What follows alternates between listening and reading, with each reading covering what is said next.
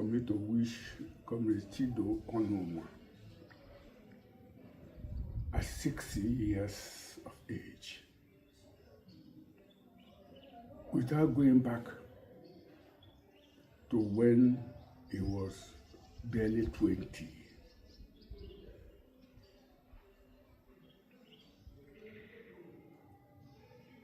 Chido Onumah, who is now 60, moved into the revolutionary struggle, into revolutionary consciousness,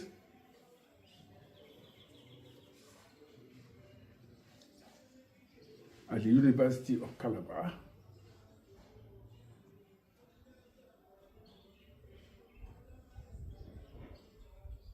as a first-year student, I think, of philosophy. There he met a revolutionary movement, a socialist revolutionary movement called Movement for Progressive Nigeria, MPN, and was also introduced that same period, early 20s,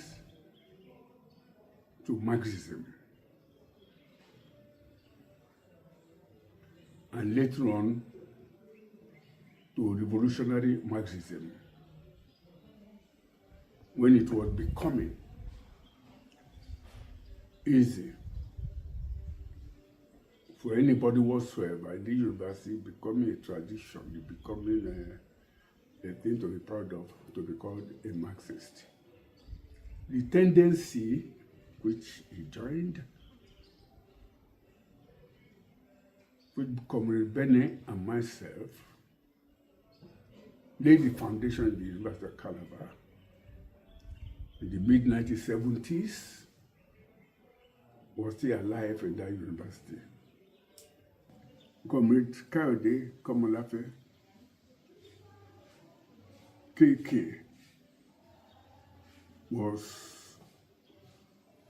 a member of the first generation of that movement, which Comrade Chido joined when he entered the university, and continue to be in the leadership and inspirer of that tendency which Chido inherited and has continued to champion till today.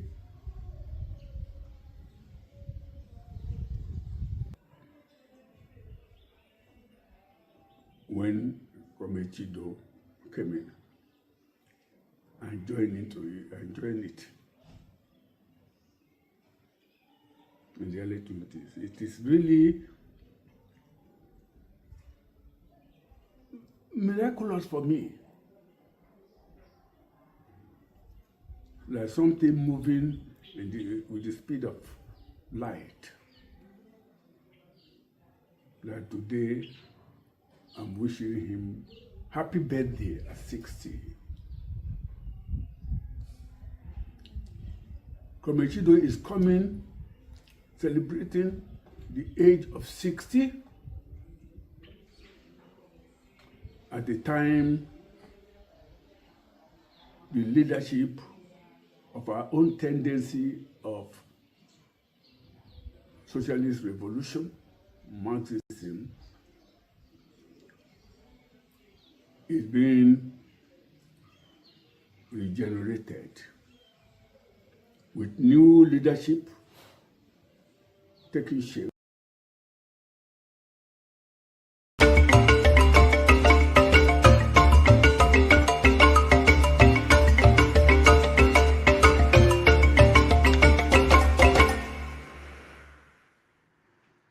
Hello and welcome. This is a special edition of 90 Minutes Africa. My name is Rudolph Okonkwo. Today on 90 Minutes Africa, we welcome a special friend, a founder, co-founder of the show, and more importantly, a friend, Dr. Chido Onumah. On March 5th, 2022, we premiered this show, 90 Minutes Africa. This was how it started.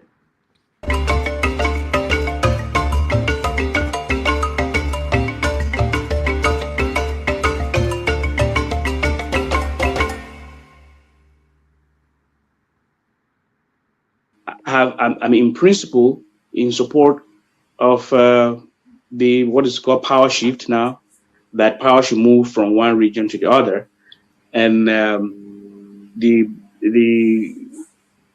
North has been in power for the last 7 years. The Southern minorities have had a chance to rule, which for me, although I was a great critic of Jonathan, I'm gratified by the fact that someone from there, got a chance to rule. So I support that. I would also support the ceding of power to the Southeast, because that's the region of the country that has never produced a president from 1999 until now. Not even a vice president, right? Yeah, not even a vice president. So that's a part of the country that I think should produce the next president. That was 4 years ago. And you see, I've grown older because Chido left the whole responsibility for me and went on assignment. Today, he's back to give us a report on that assignment he's been on. Chido, for those who do not know, is the author of several books, including Nigeria is Negotiable, Time to Reclaim Nigeria, We Are All Biafrans. He's currently making a living as coordinator of African Center for Media and Information Literacy. Please join me in welcoming to the show, Chido Onumah, PhD. Chido, welcome to the show. Thank you very much, Rudolph. Dr. Things are. Do you still remember how to operate the system? I do. I didn't. Well, I mean, I partially went into the jungle, but in the jungle, we still have internet and other new technology devices. So I'll try.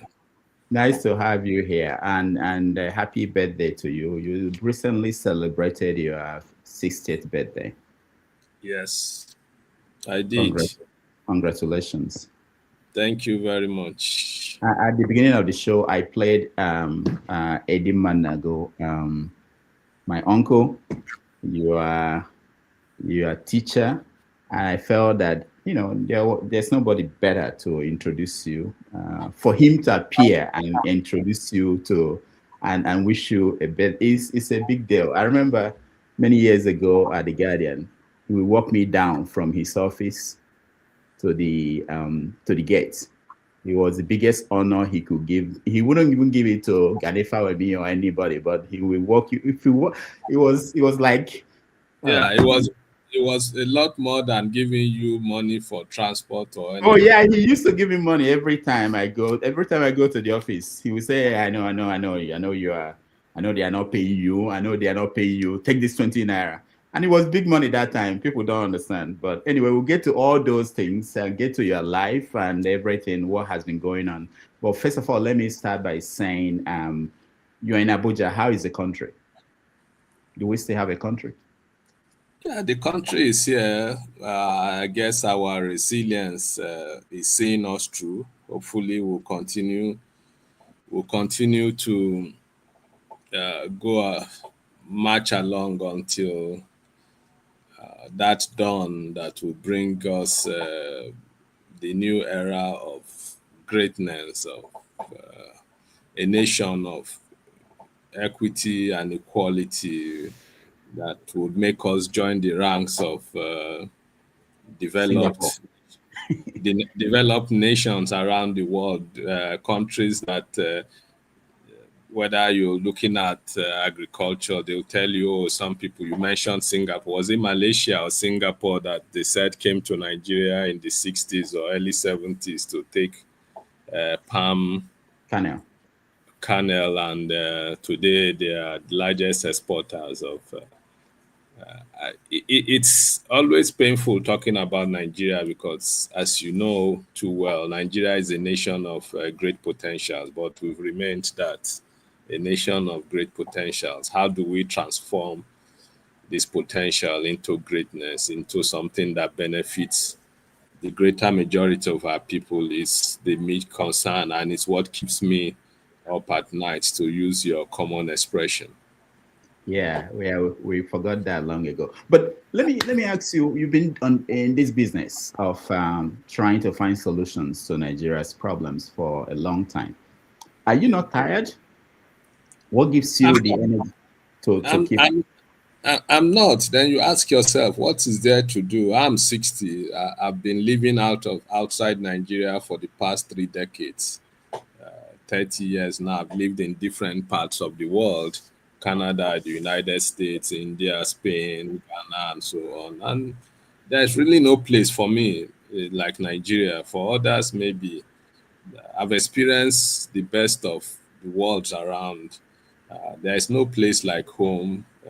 And again, from an ideological and political point of view, it seems for someone like me who has spent the better part of his life from my preteen years, my consciousness about Nigeria actually started about 40 years ago this February, when I was a 10-year-old in primary 4 at Army Children's School in Apapa when the Dinka coup happened.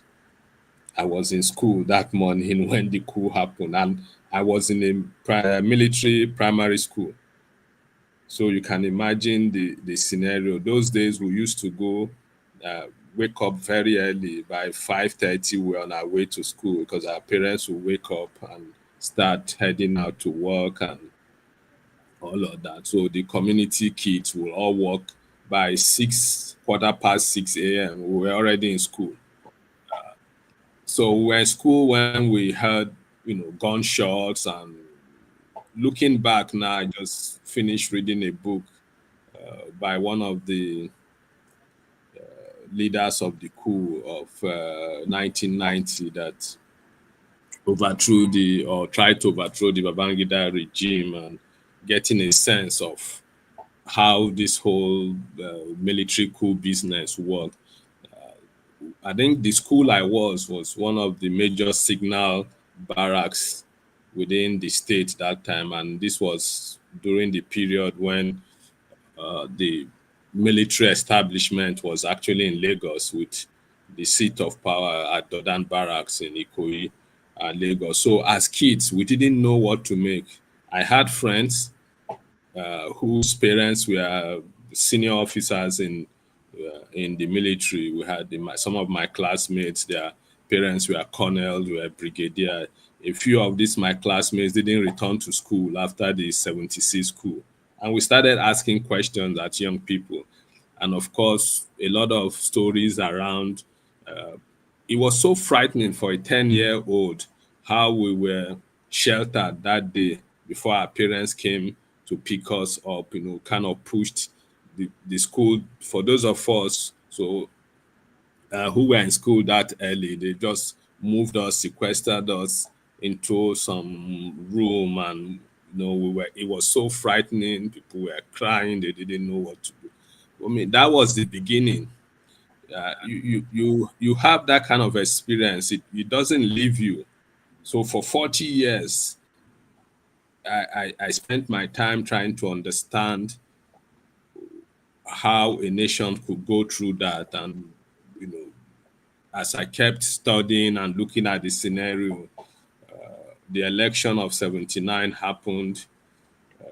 By then, I'd become even more conscious of the political situation. By 1983, when Buhari was overthrown, I'd already come out of secondary school. So I've taken interest. When you've taken interest in a particular subject matter or a particular country or situation, it's hard to let go. And that interest has stayed with me for 40 years. So I feel, and then doing my research or study, I've also convinced myself that Nigerians are the ones who can and will ultimately find answers to the problem of Nigeria. And I don't begrudge anybody who decides to leave for better life outside this country. They deserve it. The country has not served its purpose.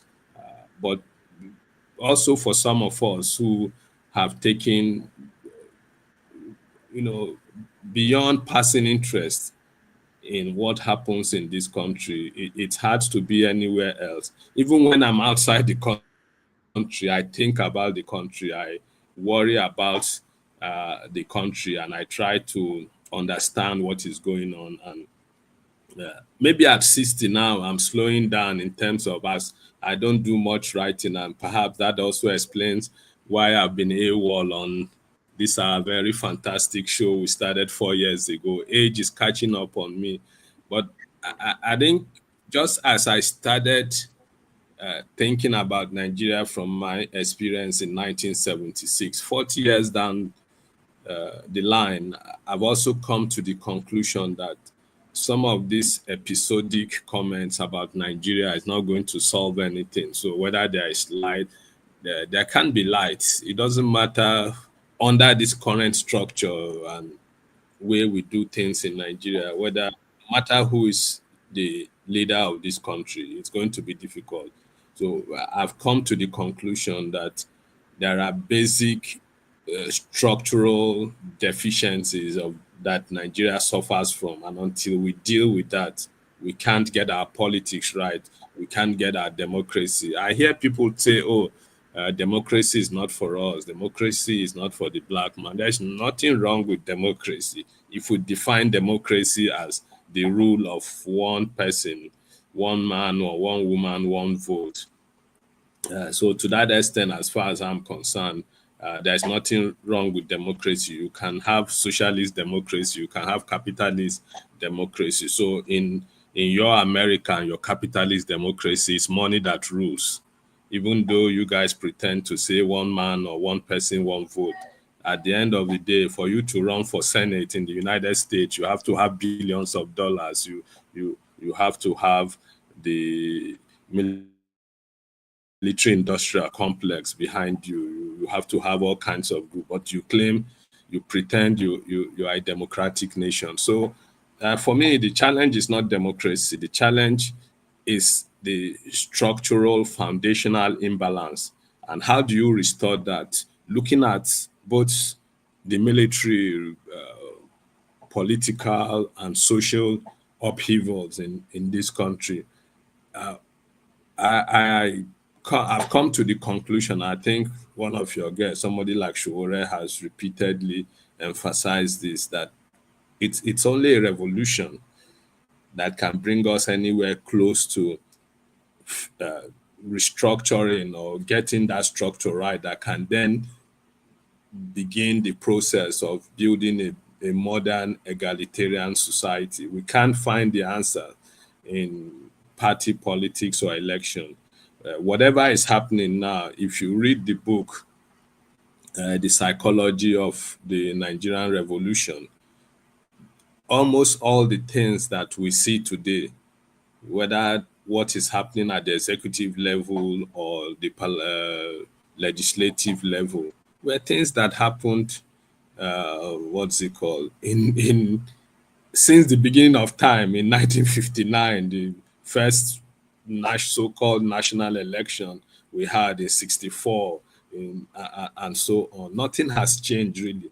Maybe the personalities have changed and the scenarios have changed, but fundamentally nothing has changed. And I agree completely with someone like Odia Ofemu, who said we've never had an election in this country from the very beginning.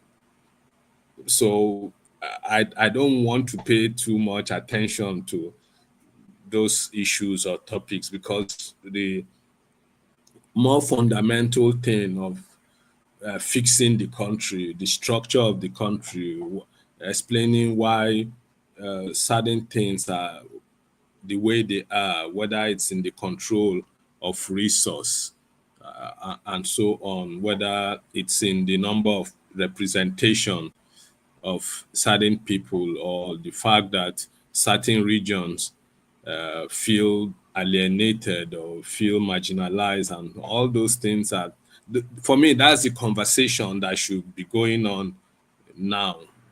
The conversation around nation building rather than what we're having. But I think I've spoken for too long. Let me allow you to ask the questions. Yeah. No, it's all good. It's all good. You forgot how we do it, but it's good. I want you to air your view. You just blocked me from even asking questions because I wanted to ask you about the political scene today. But if the idea is that what we need is really revolution, we need to change the structure of things. It doesn't matter who is the president. That at the end it will be the same thing. So then the question is, okay, so there's no need talking about how the election is, what will happen in next Yeah. year. So I mean, people can talk because people are we're wired to do the talking. It's a means of survival or livelihood. It's part of our daily existence. So we can talk about it. But I'm saying personally, I've written about these things. It's difficult for me to start talking about it because I don't see any. So you look at the parties, I don't see any difference in the parties. At my birthday ceremony, for example, what Dr. Obi Ezekwesili had looked politicians in the eyes and said she said two very important raised two very important salient points about how that these are not politicians or elite in the classical sense of it. So these are just migrants. They move from one place. So it's like we had, birds of migration where food they move seasonal thing. So what kind of change do you expect from that kind of political situation? And then you do not have, so why talk about the elite, Nigerian elite, an elite that is perhaps the most bankrupt and indolent in the world, unproductive? It just lives off. We are in a rent society. This elite lives off. They don't produce anything. They have no capacity to produce, or they are not creative. Even if they can't produce, they can't induce production, and so on. All they are interested is in political power every 4 years, and any platform that gives them that power, they will gravitate towards that platform. It's an elite that even enlightened self-interest does not mean anything to them. They do not understand that you need to have a country, and a functional one at that, and a stable one at that, before you can even rip off the country or make money out of it. It's an elite that, they will be in power for 50 years. They can't fix, even in their own backyard or in their states or wherever they call their own, they can't fix schools so that their children can go to those schools. They can't fix hospitals so they won't have to die in Egypt or Syria or Afghanistan or New York or Paris or something. So that's the kind of elite you're dealing with. How do you begin to analyze what do you want to do? It's sheer waste of time to begin to analyze what this kind of elite will give you, as far as I'm concerned. So that's why I save myself the trauma, because again, I've written about this country for 3 decades. Each time I pick up, as a young man, I started writing first for the Punch newspapers in my mid-20s. And there are days I would come back. I was a young man, no family, just by myself. I could write 2-3 articles in a day. Today, I pick up a pen, and maybe this can also answer the question of, I pick up a pen. I struggle for 3 months to write an essay of 800, 1,000 words. And I'm wondering, what could be the problem? Is it old age, or just simply the fact that, look, you feel that you've written everything there is to write? And I think I owe myself. And for those who are asking where I've been, and I've been AWOL for 4 years. First of all, I don't know whether I should talk about that now No, or come back. we'll get to that. We'll get to that. We'll get to that. But let me ask you this. Let me ask you this. It's interesting because what you're expressing is similar to what Okenide has been saying, you know, about the kind of feeling that why they are not writing, people like them and people like you are not writing, is that you've done it for a long time. And my question is, in other countries, you have journalists who stay there until they die, 90s, in their 80s, writing a column for New York Times. What is the difference? It's not as if America is constantly progressing. You know, they are not going to look back and say, oh, I started writing in the 80s. America is better now. I can retire. But they continue to write. America is getting bad, you know, and they are still there putting in their own voice into the conversation. Yeah, I agree with you. So I would say maybe it's also circumstantial. So, for example, now I live in Abuja. If you want to write, so many people do not pay a lot of attention to how far the country has degenerated. And maybe you probably will not understand this because you live in a society where there is constant electricity. So you wake up in the morning, you're struggling between how to charge your phone, charge your computer, even though you are supposed to have electricity, you have a generating set, you have an inverter at home. So I'm giving you a typical scenario. The electricity goes off for much of the day. Your inverter is working to supply, give you from sunlight, give you additional power so you can manage, because then the inverter may not, the weather is very hot here, the inverter may not take everything, maybe 1 or 2 ACs, depending on how big your house is. By 6 p.m., sun sets, your inverter packs up. You then switch to generator. You run the generator till midnight. So you have one eye on ensuring that the fuel doesn't get exhausted in the generating set, and then doing other things. So in all of this, you're let's say you're writing, you're writing, and you are a writer yourself. You know how distracting and destabilizing it can be. So you're writing, you're thinking about inverter, you're thinking about generator, you're thinking that your laptop will go off anytime, your phone will go off anytime. You're managing all these complexities. Then you also worry about your food. You just prepared some nice nsala soup last night. You're thinking you're moving it from the fridge to the freezer to make sure it doesn't spoil. You're checking the freezer, which one is cold. How do you're jostling all of this? How do you even, have you guys asked yourself, like, how do you survive as a Nigerian when you have to deal with these little things that a number of people have taken for granted? So it's difficult for, say, you being a Nigerian, or you get into the traffic situation, or so many other things that happen around you, or the fact that you're pressured, you're getting calls from family and friends, you're thinking, oh, how do I support this person or support that person? It distracts you, it takes your mind away from what you're doing. I mean, people who write books and other things, why do they take off time, maybe go to some nice island? Because you need the best environment possible to write. To write here is a task. It's like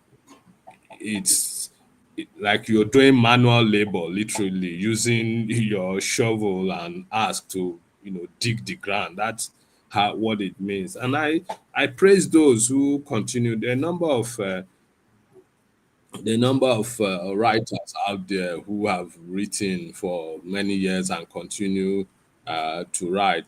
Somebody like Sonola, for example, he started writing before some of us, of course, Azubike Ezekwene. The number of them continue to do. And yeah, sometimes it could also be personal. You know, you feel this pressure, you just want to give up and you're overwhelmed with the circumstance and scenario.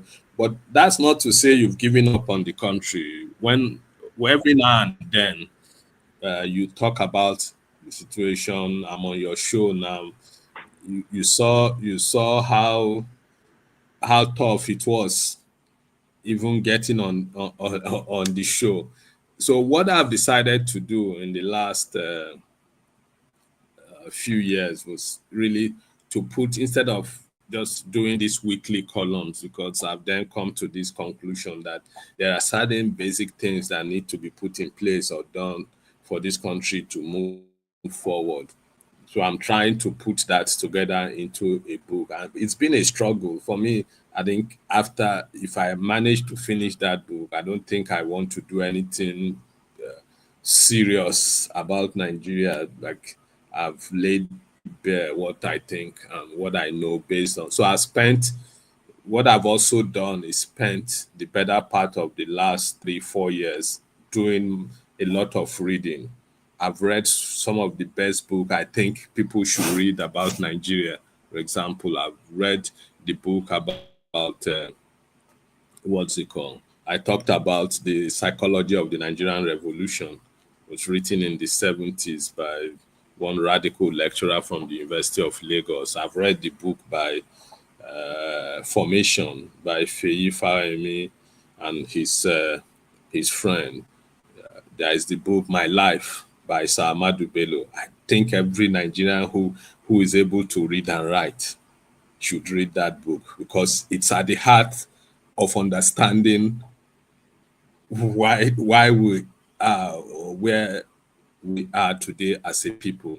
I've read a number of other histories of nations and so on. So I'm trying to piece all of this together to provide a better understanding of where we're coming from, why we haven't made progress, and where we need to be as a people. At the beginning of this show, I played Eddie Manago introducing you. Talking from Calabar about you at 60, and he will be 80 in the next few days. Yeah, weeks. Yeah. 1 month from now, I think. So he will be 80. Yeah. So when you are 80 now, in next 20 years, when you will be 80, what will you be saying about Nigeria? I won't be saying anything other than the fact that I've done this book. I've just been asking young people like you and others to go to go look at the book and take any aspect of the book that they are interested in. Again, talking about book, there's the book by Lord Lugard, but the book around amalgamation, a fantastic book. So one of the things I'm hoping I can do is to tease out all these arguments by these different authors that people haven't paid much attention to. They've read them, but they haven't paid much attention to these materials, and bring them to the conversation, whether it's about how the country came into being, whether because when you look at Nigeria, when I talk about fundamentals and the potentials of Nigeria, you see, Nigeria could have been 3 countries at independence, even 4 a few years after independence. There is no reason the 3 regions, the northern, western, and eastern region at independence, couldn't have been 3 distinct nations. It happened to India. In fact, India ultimately became 3 nations, the original Indian colony. In 1947, Pakistan, and then the other one that came out in Bangladesh in 1973. So you look at us, how have we managed to stay together?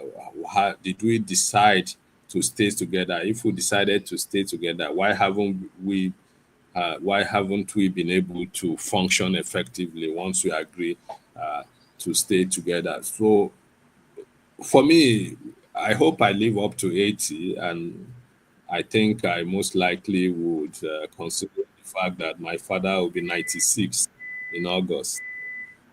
So if we pray to be better than our father, maybe I'll live till 100, but we never can tell. Now, This is let's go back to Eddie. And I know you meet him and you talk to him all the time. How does he feel? What is his feeling about the state of the nation and the struggle he put in all those years? again.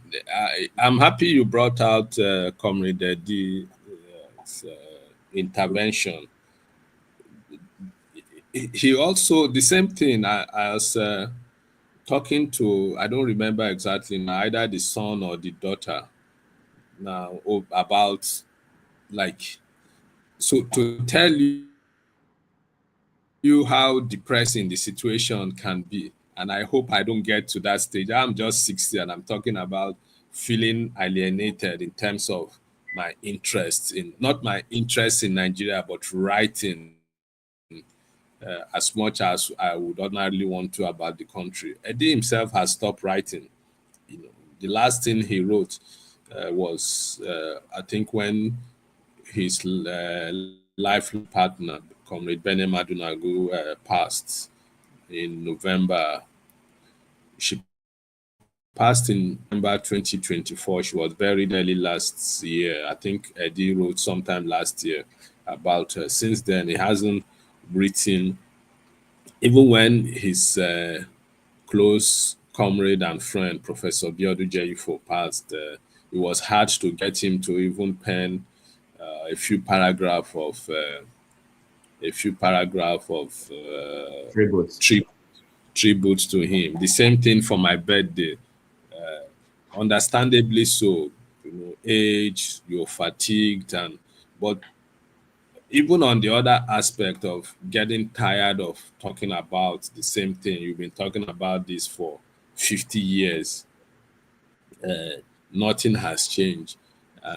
I think it's exhausting, but it's also gratifying because then you've written. So when I spoke to one of the kids about, and we were talking how they were teasing him or persuading him to continue to write, I said, look, you don't need to trouble this old man. There's nothing you need to know about Nigeria that he hasn't written. Can you go back to his writing? Those things he wrote in the past are not meant to be left there. So for some of us, I mean, I did have, remember, the book on the socialist revolution, radical politics in Nigeria, and so many. So once in a while, there is a fantastic book on understanding Nigeria and the new imperialism that myself, Biodu Jeyifo, Kayode Komolafe, and Bene Madunagu I did. If I want to understand Trump and the craziness that is going on in the world, I just go to Eddie and read a few chapters of his book, and I understand, almost like he was prescient, what's it called? Prophet. A prophet. Thank you. So there is nothing new, as they would say, nothing new under the sun. Why do you just go back to what this man wrote 15, 20, 30 years ago? Nothing is new, except to just enjoy that feeling of having to read this person or having them to write. Okay, they write, I like to read. Yeah. And then they write, what's going to happen? Nothing. If you read that, you just enjoy it for the moment and move on. So what I would rather do, and that's what we are hoping, what we're doing at the Socialist Library in Calabar, Socialist Library of Nigeria, based in Calabar, which is one of the legacies of Comrade Eddie and Bene, to make these works widely available as possible, so that they can become the basis or foundation for conversation or discussion. Just as Comrade Eddie mentioned, when we were in the universities in the late 80s in Nigeria, we were reading their works, but we were also reading the writings of much older comrades, Escott Toyo and people like that. If we don't, which is what the current generation of Nigerians do not have.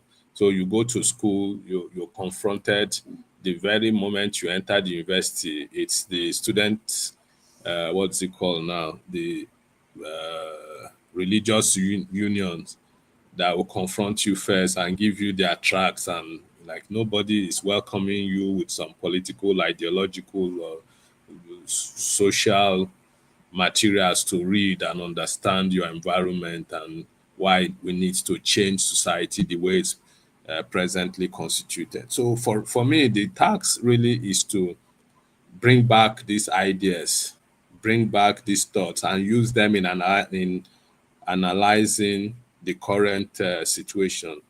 If people can write, why not? I welcome them to write, and those who seem to be tired and weary, we allow them.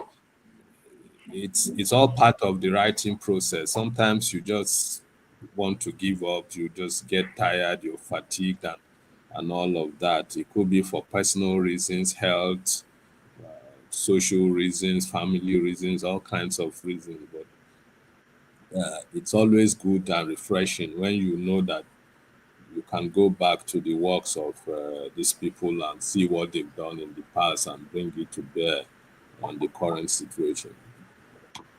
All right. For those who are watching at home, thank you so much. We're going to let you join the conversation after a few more minutes when we talk about why he disappeared from this show and all the other stories. Before we continue, I want to know, during your birthday celebration, I saw Nuhu Ribado, the National Security Advisor. He was there. I saw like 4 ministers, former ministers of Nigeria, and some of your friends on the left were wondering whether you have moved into the bourgeoisie family. What's the relationship? What's going on? Okay, so it's interesting, and that to a great extent just explains my personality, who I am. And if you listen closely, unfortunately, I hear the video review of the event. The audio didn't go out well. So even when you look at somebody like Obi Ezekwesili, who is progressive, fantastic lady, and so on, and she started by her conversation by congratulating me and noting that even though we are disagree ideologically, and all, she comes from the background of the IMF and World Bank, and these are two institutions that I find reprehensible. And as a young man in college, I've worked all my life to how would I put it, to oppose everything they stand for. But she was there because we've collaborated on a number of things. She has this fantastic school of politics, and governance, School of Policy, Politics and Governance, SPPG, that I'm on the faculty. I've been teaching in that school for about 4 or 5 years now. And she said, yeah, that I'm here, even though we disagree ideologically and all of that, that I would like to describe Chido as my favorite socialist. That even though that he's not as dogmatic as a number of socialists or Marxists you will find, he's someone who, where you provide data or evidence, he's convinced and he's able to run with that.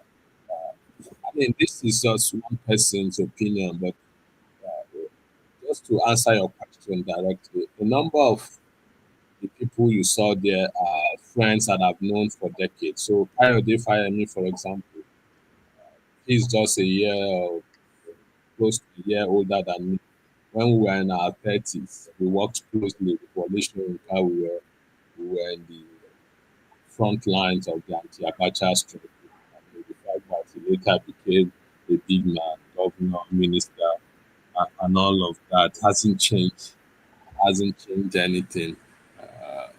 Some people brought the former governor of Osun State, Rauf Aregbesola, later minister for interior. We've been friends during the political transition, in the country. There was a time I was kind of active when again my principal, who is now the NSA, ventured into politics. So I met some of these people and we became friends. And you can't possibly do this, something like this, without inviting your friends. It's not.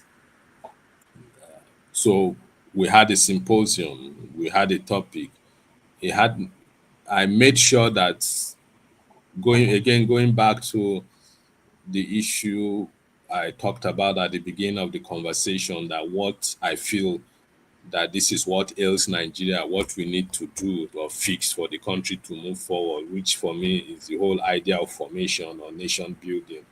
I thought that my birthday would be an opportune time to raise that question about whether we got it wrong when the country was formed in 1914, or when the country was granted independence in 1960. What went wrong? Was it the leadership we got at independence, which was literally handed over to us by the British? You look at Nigeria and you see that Nigeria is perhaps the only country where those who were in the forefront of the anti-colonial struggle missed out. In Kenya, you had Jomo Kenyatta. In Tanzania, you had Julius Nyerere. In Ghana, you had Kwame Nkrumah. In Zambia, you had Kenneth Kaunda, and so on. And these were people who had an idea of vision of a Ghanaian nation built in.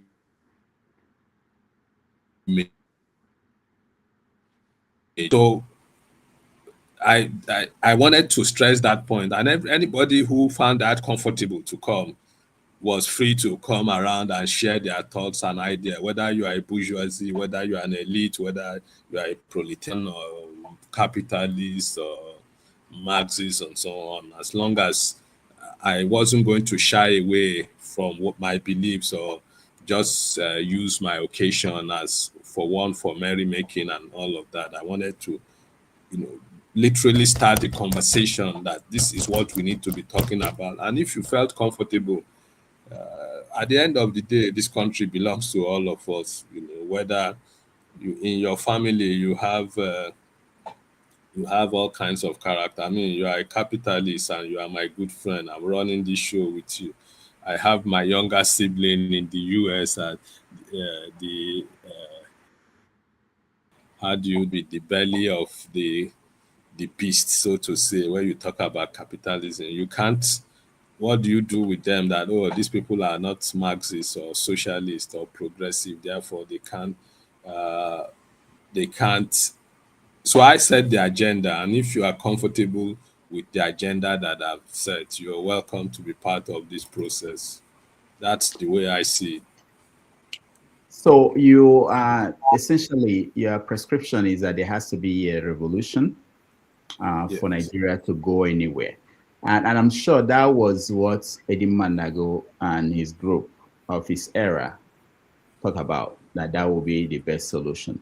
So will the Nigerian left at any point say, you know what, we couldn't sell this idea to people, we failed? Or are they blaming the people for not buying the idea? Where is the problem? Why is it that revolution hasn't happened, or it's not about to happen? Yeah, so there are two aspects of this, and it's not, you can't blame anybody really. Society is an organic living thing. It follows certain structure. It's not a dead thing.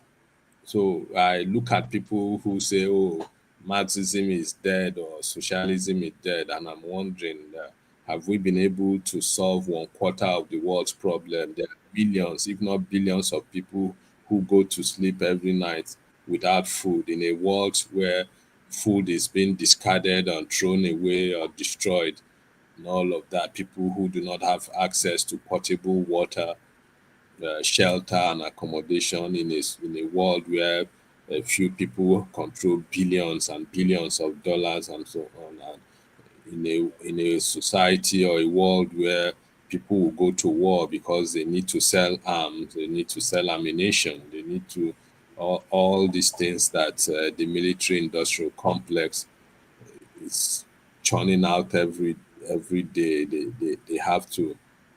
So capitalism would instigate war because they need to make profit from the military hardware that they produce and so on. So whatever you want to call it, and the revolution itself doesn't necessarily have to be okay. You say maybe is it a Marxist socialist revolution? So for me, the starting point, and there is this peculiarity about Nigeria, how the country came into being, how it was formed, and the psyche of the people, how we've lived over the years, the ordering, we see ourselves as different. The fact that you can be born in Abuja today, which was the federal capital territory carved out from the out of the center of the country and sustained by crude oil money from the Niger Delta. You could be born here, you live here for 30 years, get married here, have a child here, you want to run for election here, and somebody tell you, oh, your name is Okonkwo, you are not from here, you have to go back to where you come from. So that's the kind of revolution I'm talking about in one breath. We need to have that revolution that re-socializes the Nigerian society, like gives ownership and control of the country to Nigeria. Then there is the other revolution, which is more ideological and economic, where you have to deal with imperialism and neocolonialism and so on. So I don't think for those older revolutionaries, Marxists and socialists who have written and talked about this country, many of them are long gone. They are not here today to see how the country has degenerated, but their writings and work continue to inspire a generation. It inspired my generation, and I'm hope it will continue to inspire the generations after us. So why is it relevant is the question. As long as there is problem, and you are a mathematician, if I'm not mistaken, like you have to you solve. So there is a problem, you have to find answers to the problem. If there is no problem, then there is nothing to find answers to. So whether we like it or not, or we want to say, oh, there is need for revolution or not, the bottom line is that there are problems that need to be dealt with. How do we deal with this problem? And if you look at the peculiarities of Nigeria, what someone like what's this Kenyan sociologist and political scientist Ali Mazuri called Nigerians exceptionalism. You see a country like Nigeria, there is, and I stand to be corrected, I don't know if there is any country in Nigeria where you have the two main religion in the world at par. Usually you have a country that is predominantly one. Yeah, I don't know of any country in the world where you have three major religion almost at par. In most places, you have one, at most two. In Nigeria, it's three. So there are a few things that are peculiar to this country, and we need to address those things. We need to address them in such a way, in a revolutionary way. So when I talk about revolution, it, it, even though I may have revolution from a Marxist or socialist point of view in mind, but also social revolution that may not necessarily require the fighting that people think of when because and recently people have been talking about how do we manage the presidency in such a way that it will go round. I doubt, if not for the accident of history that happened in the case of Jonathan, I don't know how it's possible under the current configuration that somebody from Bayelsa State in the Niger Delta can ever become the president of Nigeria. It's not going to be possible. So how do you change that? You have to be creative. You have to, your ideas have to be revolutionary to ensure that you manage our diversity, you manage the complexity that is Nigeria. But not many of us are concerned about that. Every 4 years, we get into the ritual of, presidency, this one is happening. Some of the political people in the political class are talking about balancing of the presidency. Everybody is just interested in how it suits them or it suits their immediate community. But as Nigerians, I think we need to come together and reflect on what this means. What this means for us as a people. Yeah. Last year, when I was in Abuja, I met you with Showere. I was actually looking for the picture to see if I can show that. So when you hear someone like Showere talk about revolution, because he says similar things that, I have a video of him saying that it doesn't even matter, that this election that we are going to have will not be credible, it will not be fair, that Tinubu will rig the election. And then he said that the only solution is revolution. And I was just thinking about what you are saying now. Is it different from when Shore says that the solution to Nigeria is, let me just play the video. Stated, and I'll say it again, Tinubu can never organize a free and fair election. It's not possible. He has never done it before, and he will not do it now. It's not in his character to do anything that is fair. Yes, somebody whose name is not his name, whose secondary school that he went to was established after he graduated from there. The daughter is almost his age. So his elder brother, who died, I think 2 years ago, was 93 years old. But he didn't attend his burial because he didn't want people to know that is his elder brother. For your information, I don't support criminals. That's why I'm not in support of Tinubu. Yes, sir. Yes, sir. Yeah. And that's number one criminal in this country. I'm not afraid to say it. All right, I think I played the wrong video, but you got the idea. He talks about revolution as a solution to the problem. And is that different from your idea of a revolution that will settle some of these issues? Yeah, so I haven't spoken with him in detail to get a sense of what he means when he talks about revolution, but I can just assume that when you talk about revolution, you want a better situation from the status quo, not the status quo and antebellum.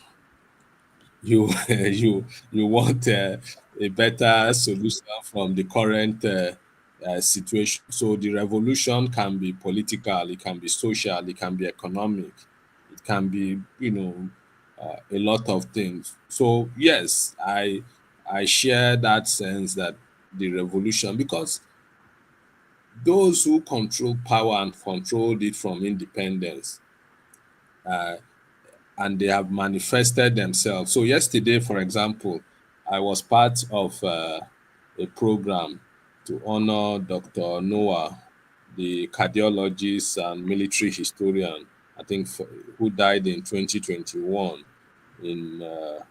Yesterday was his fifth memorial, and they published 3 books in his honor. One on the military coup of 1966, the second military coup in July 1966. And the conversation went around the fact that almost all those who took part in that coup, and they took part in that coup to salvage Nigeria, to save this country, almost all of them have been integral part of they are still in power till today. They are still the ones who have been managing the country up until now. So the Danjumas, the David Marks, the Babangidas, a few of them have passed on, like Murtala and so on. You then wonder what was the essence of that coup, for example. That those people who staged this coup to fix the country have been at the heart of its destruction. Then you look at somebody like, what's his name now? Theophilus Danjuma, who has been mentioned as one of the ringleaders in that coup, who was a young captain or major at that time, and who today, somebody who has been Minister of Defense, who has been Chief of Army Staff, and he's coming out to lambast the Nigerian army, to call the Nigerian army names and so on. And then you begin to wonder, where are we going as a people? What does that tell you? That even institutions like the military that claim to be national, whether that the change you're talking about needs to also affect them and so on. So yes, the revolution can only be in 2 parts. Whether we're talking about social revolution to change things around, okay, even how do we coexist as a people? Do we accept to live as one people? Do we want to live in a country where people do not feel the need to see themselves as second-class citizens? People can exist. Why is it that Nigerians prefer to make a living outside? Why is it that young Nigerians do not know this country the way they know the cities and major countries outside? I was telling somebody in another conversation yesterday that was a few days ago, that as a young man, I traveled a lot within Nigeria when I was growing up, partly because of my student activism. And when it was time to do my NYC, for example, I think Sokoto State and Borno State in the old 19-state structure, so were the only 2 states I hadn't been to. So I was praying fervently to get to serve in either of those states. And my colleagues didn't understand me. And eventually I got to serve in Maiduguri in Borno State, and I was elated. I wanted to understand the people, to know the people. Then after my service, 1 year later, when I finished service, I gathered my Ghana Must Go and took a vehicle from Maiduguri, traveled the stretch of road, went to Jigawa. From Jigawa, I went to Katsina, from Katsina to Zamfara, from Zamfara to Sokoto. Stayed 1 week in Sokoto, just moving around, knowing the people, understanding. I mean, some of these places, as a journalist and development worker, I would travel to those places many times more. But then as a young man in my mid-20s, I took that opportunity.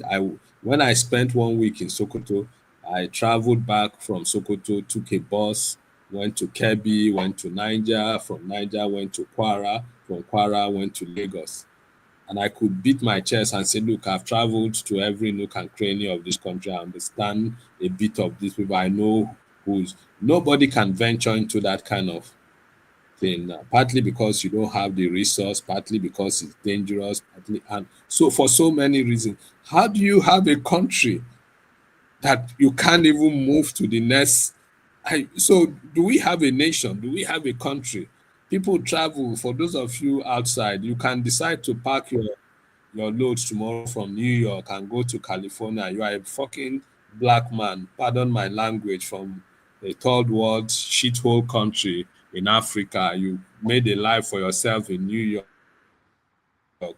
You can decide to leave New York tomorrow and go to California and run for the governor of state of California. Nobody will challenge you. They will challenge you based on your records, whether if you have been in parliament, your voting records, and so on. So these are the kind of social revolution to even have a modern society. If you are in the National Assembly, for example, you are able to vote instead of who will support Rudolph. The ayes have it, bah. The nays have it, bah. Nobody, no record, nobody knows what is happening. We just, mangle everything and move on to the next thing. So when you talk about America and talk about people in their 80s and 90s still writing, there are certain basic things that are taken for granted. Light is taken for granted. Water is taken. Maybe you have to deal with the issue of a madman as a president. That's at the higher level. But certain basic things, nobody stops you from traveling. Nothing stops you from waking up now after this show and say you want to take a road trip to New Jersey, and from New Jersey you go to Canada or something. It's not going here. I live in Abuja here. My office is just down the road. To move out of this place to go to my office, sometimes it's a problem. How many people, friends, have died just they've been hit by cars because they went for a stroll, jogging? So you can't even jog to keep fit in your own community. That calls for a social revolution. We need to fix certain things. We need to understand why is it that people, you live in a society where you're born, you pay your taxes, you can't run for election, you can't get the social benefit.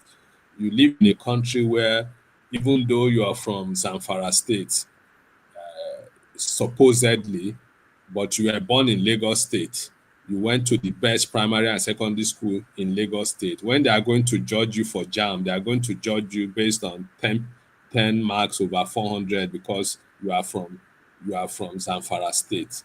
How does that play out? What does it mean for young people growing up? You have somebody from Imo State, another person from Zamfara State. They were born in Lagos. They went to the same primary school and secondary school. When they are going to be judged by JAM, this person who hasn't been to Imo State before is judged, given a mark cutoff point of 300, and you from Zamfara State. And it's even possible that the person from Zamfara State may have scored more than the person who has scored 350 in JAM, but his cutoff mark is 10.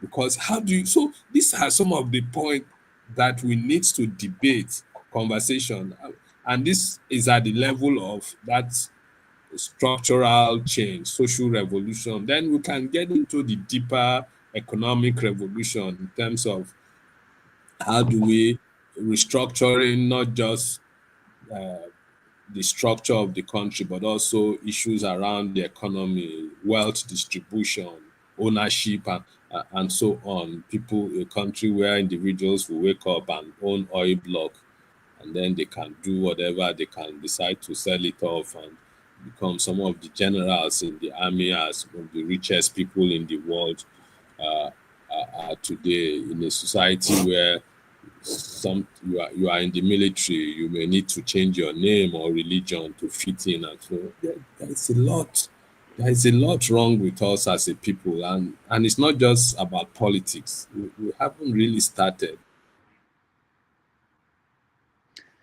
Now, Chido, we need to do a lot of talking, and sometimes it baffles me when I hear people say, yes. I wanted to say that. Finish your thoughts. When you hear people say... No, I'm just saying that Yeah, when I hear people say we talk too much about Nigeria, I'm like, we haven't started talking. No, but very few people have been able to, present the problem. I mean, you are in the US, you go back and you read the Federalist paper and you read the conversation that went on about sharing of power between the center and the states. And where can you find that kind of conversation in Nigeria? It was a conscious decision that people like you rigorous conversation that went on and you explore. I mean, it's not going to be perfect. Maybe in 100 years, because say for example now technology has come on and things will change. But at least there was this conversation and you agree that okay, we have this society, we have a country of 200 uh, over 200 ethnic groups and so on. How do we ensure that people belong? How do we maintain law and order? So you look at there is a lot of comparison between the Canadian society and Nigeria, not society as in like daily living, but the structure of the country. So Canada, I think 3 or 4 of the provinces that were colonized by the British came together to form the Confederacy. One of the things the earliest leaders of Canada did was to say this country is too big for us to manage it. We need to connect. So they brought China. It's a big problem in Canada today, but they brought in Chinese indentured workers from China to build railways as big as Canada is. And I hear people say, oh, Nigeria is too big as a country. And I'm looking at, we are not even number 7 or number 8 in Africa in terms of size. Sudan is bigger than us. Libya is bigger than us. Congo is bigger than South Africa, is bigger than us, and so on. Canada is 10 times the physical size of Nigeria. Canada is almost like from Cameroon to Mauritania, the whole of West Africa, a sub-region. But there are railroads connection from every major city. You can travel from 10,000 kilometers from the northwest of Canada in Vancouver, almost 7 hours flight to the place. That way, people are able to. The train tracks that were built by the colonialists to carry produce, they are no longer in existence. They've been abandoned by the political class. So if you don't have cars to travel in some of these dangerous roads, you can't move around. You have a society where even as young people, there were students who were going to school through rail in federal government colleges. Maybe they were from Sokoto, they were in federal government college or where they would travel by road. Those things don't exist anymore. How, that's the challenge. How do we develop and build a modern nation state? Before then, we can begin to talk about some of this or that thing, the politics and so on of it. All right. We have to take a break. Let me say this. I have more questions, but I think I'll suspend them because there are people who want to interact with you. I don't want it to be just two of us. You worked at the EFCC as coordinator of crime prevention unit. That was in 2006 to 2008. You also have been in the media. So I have a question about how the EFCC, your own view of how the EFCC, they've evolved and how they are doing now. And in the case of the media, you've been in the media space for a long time. You have your organization, African Center for Media and Information Literacy. The media is a mess, not just in Nigeria, all over the world. And I think we need to hear your insights. What are you saying to young media executives or people who are practicing in the media? Because our people here tend to they give a lot of pressure on the media people. Maybe you can talk on that, but that will be when we come back. But before we go, there is this question that everybody's waiting for you to answer, which is, where have you been for the last 4 years? Maybe all you said today have given an idea, but for those who want specific answer, what do you say to them? Where have you been? Yeah, so I've been in Nigeria for the most part, but I've also been in other places. So I've done a lot of travels. That's the interesting thing. Even when I say I'm in Nigeria, I'm not in Nigeria. I wake up tomorrow, I'm in South Africa for a few weeks. I'm somewhere, I'm either teaching or doing some work or or some. So I've just been all over the place, and that also explains why I've not been regular here. My time, I've not been in control of my time. I find myself, I'm here today because I feel obligated to be here today. I would ordinarily, there has been so much building an organization or different organizations. So I run, at least in the last 4 years that I've been away from the show. I spend a bit more time in Nigeria, but I'm also all over the place. So I'm the co-publisher of Ikenga Online. I'm the coordinator of this massive digitalization project in Calabar, the Socialist Library and Archives, where we have over 10,000 books and counting on massive newspaper collection. I was in Calabar last month. I'll be back in Calabar next month. I set up, apart from my normal organization that I run, the African Center for Media and Information Literacy, I've also set up the Media and Information Literacy and Intercultural Dialogue Foundation. So without sounding immodest, I would say I'm a man of many activities or many paths, and feeling all of this is quite overwhelming. You just wake up and find that you have too many things to contend with. There's something else I'm forgetting. So there is Ikenga, there is Millet, there is Solar, there is Africmail. I've just been elected the coordinator of the network of book clubs and reading culture promoters in Nigeria. I'm fascinated by books. I served for 2 years as the vice coordinator of that group. Just last month, I was elected the coordinator. So I was involved in the process of UNESCO designating a center at the Open University, the first of its kind in the world, the International Media and Information Literacy Institute in Abuja. We worked for close to 2 years to make that happen, writing the feasibility study, doing all the groundwork, and so on. Of course, then you also have to deal with family and all of that. It's overwhelming. And then for me, the major thing in all of this is the book. I traveled. I was away in Mauritius 2 or 3 years ago, hoping to spend some time to finish the book. I did a lot of work, but unfortunately, I couldn't finish. I'm back here. I think I stopped working on that book since October because the pressure. I'm hoping I'll go back to it as soon as possible. The idea was for the book to come out as part of my 60th birthday celebration, but it didn't happen. It's that you can only do so much. I started by explaining the conditions and the distractions in Nigeria, the daily grind, and earning a living and living for so many people. It's challenging, but what can you do? You only rest the day you die.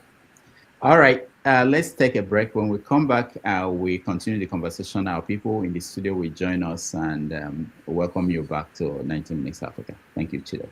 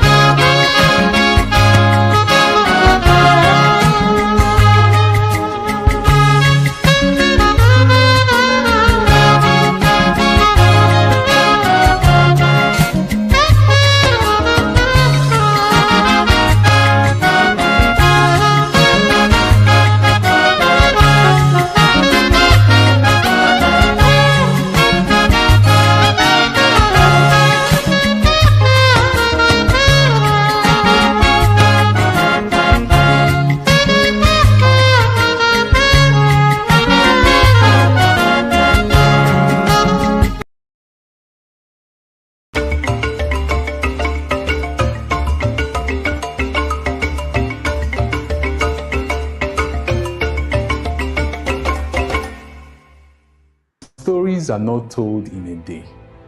They are built over time. Years of thoughts, of writing, years of asking difficult questions. A voice that has stayed consistent in a country that is constantly evolving. And in moments like this, you don't try to create something new, you know? You respect what already exists. Because it's about identity, legacy, presence, and every frame is part of something bigger. A conversation, a gathering, a moment that brings people together. That was only the beginning. Next, we document the moment itself. Welcome back, everybody. Thank you so much for joining us. Chido, one of our friends said you've left us after watching the symposium and everything that was part of your 60th birthday. He just said you left us. So welcome back. We have Chido Onumah, who in 2022 was one of the people that I sat down with, and we came up with this. It was this idea to call it 90 Minutes Africa, not my idea. I brought out my names and he threw it away, the names I suggested, and we adopted his son. So it's 90 Minutes Africa. Welcome back to the show. All right. So Thank you very much.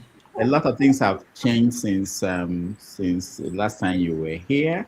Now we have people who actually, there's somebody here who wants your job. So many so many things have changed, but let's start. Let me they call on them and they will get a chance to interact with you, and then we'll get back to we also ask you some questions. Mr. James, let's start with you. Hello, can you hear me, please? Yeah, we can hear you. I'm sorry, my background here is very noisy. I have no control over them. There are some happy students having good time. Kindly pardon me. Where is that? Oh, my place of work. My students are having good times. Okay. All right. Thank you. Thank you very much for coming. Some time ago, some of my students asked me, why are you an atheist? Why do you not believe in God? I told them that the road to heaven is very long and very tedious. I know I cannot make it, so I've given up. That was my response to the students. The issue is that the problems of Nigeria cannot be solved. The country is beyond redemption. It's true that no matter how difficult a problem is, if reasonable men sit down to find a common ground, the problem can be solved. But if we consider what the South Africans went through from 1912, when the ANC was formed, till 1994, when they gained their independence, the experiences they were subjected to is not only horrible, but it's unquantifiable. Do we have to go through such a horrible situation just because we want the country to be together? I don't think it's necessary. The problem we are solving right now is created by Britain. They created the same problem in Palestine. That is the war they are fighting today in Iran. Cameroon has the same problem created by Britain. Pakistan and India have the same problem created by Britain. We have the same problem created by Britain. Even in Ghana, they have a problem with Togo, the same Britain. So this is a deliberate attempt created by Britain to keep the colonial territory to be subject to their whims and caprices. We are fighting a lost battle. The earlier we pack up the country, in my opinion, the better. We should be thinking, expending our energies on creating post-Nigerian republics. How will the republics look like? The leaders of thought of the different ethnic groups should be putting their heads together in order to avert the situation Southern Sudan ran into. So this is my opinion. It's an exercise in futility to attempt to solve the problems of Nigeria. Thank you very much for your effort, and thank you for coming. Do you by chance know my colleague, Martin Nobu, a mathematician? You said, do I by chance know him? Yes, Edwin Madunagu. He was a fine writer. I used to read his It's my father. Oh, the child of an elephant cannot be a dwarf. I see. You are the son of Edwin Madunagu. Yes. The mathematician. Yes. Yes. The Rudolph will explain more to you. Rudolph is he's the uncle to Rudolph, so Rudolph will explain the rest to you. Okay. The child of an elephant truly cannot be a dwarf. Thank you so much for coming. Thank you very much. And I'll go back to Edwin Madunagu in answering your question. Okay, I will write you a letter. Expect a letter from me. I would. Do I answer that question or do I wait for others? Go ahead. Say whatever you wish to say. Yeah, answer, because we don't have a lot of people. So answer and then we go to the next. Okay, so thank you very much, Mr. James. I think you raised an issue that a lot of people share. Many people share your view, understandably so. I think anybody who has lived in this country for even 10 years as a citizen of this country will really feel, outraged at what is going on and how the country has turned, not to talk of those who have lived all their life. And it's so, when you look at the good old days, as a young man, you could walk in Lagos, you could walk into any department store, either Kingsway or Leventis, and to just walk to the supervisor or manager to say you're looking for a holiday job. And you get it. You are a kid of 9, 10, 11, 12 years old, and so on. So it's quite agonizing to see how we frittered away the potential that this country has. I agree with you that the British should be held responsible in the main for much, if not of all of the problems you've enumerated.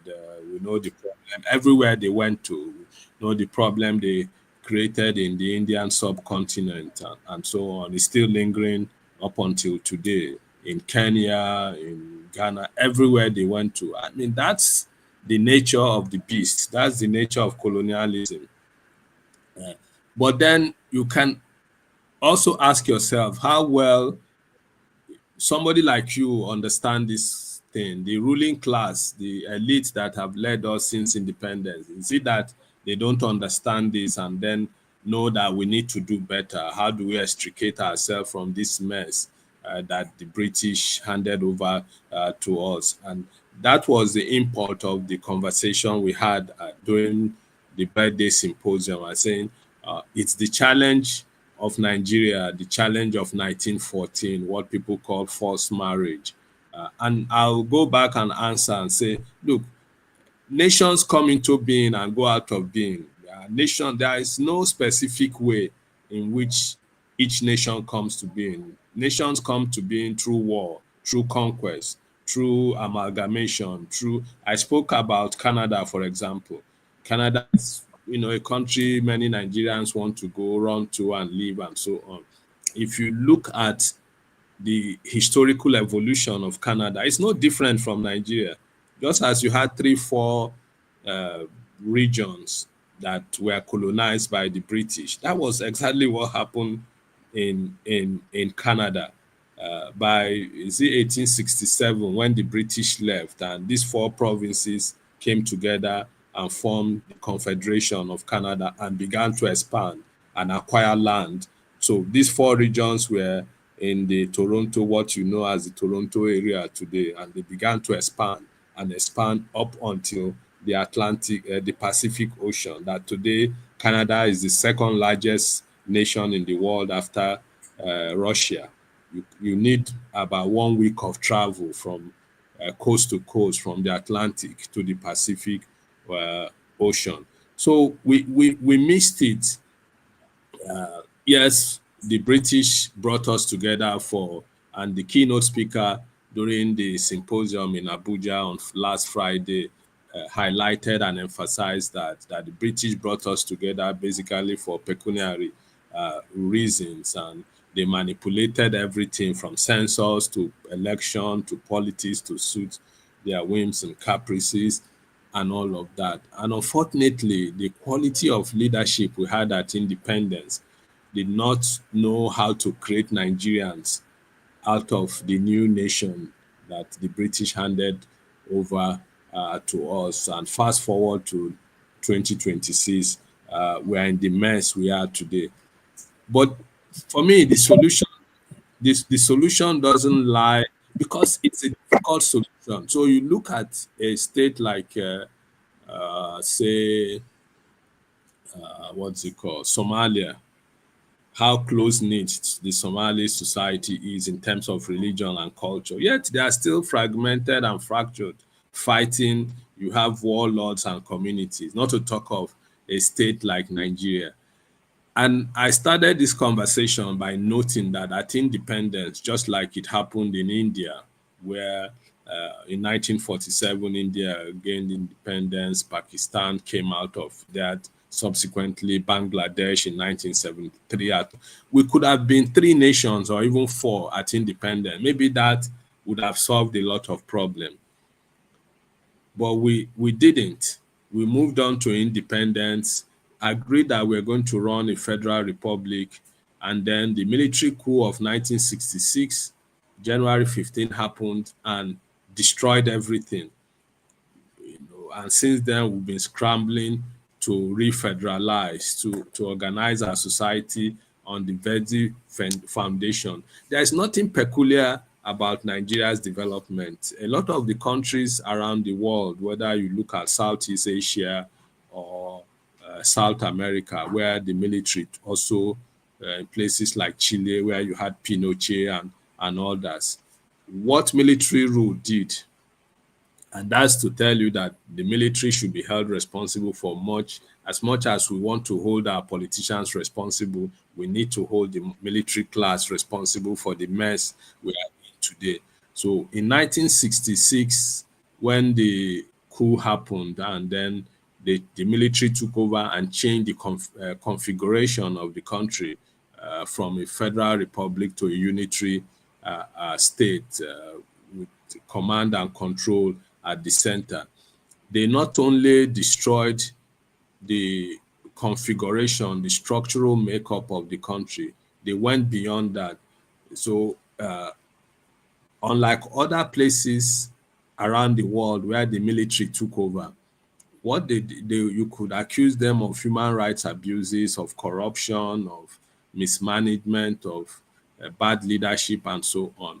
But they didn't change the structure of this country. So by the time the military left, if they didn't change the foundation on which this country was built, we would have picked on and continued to live our lives, so that today we won't be talking, oh, do we go back to federal regionalism, or should we use the current geopolitical zones to calibrate the country, and so on.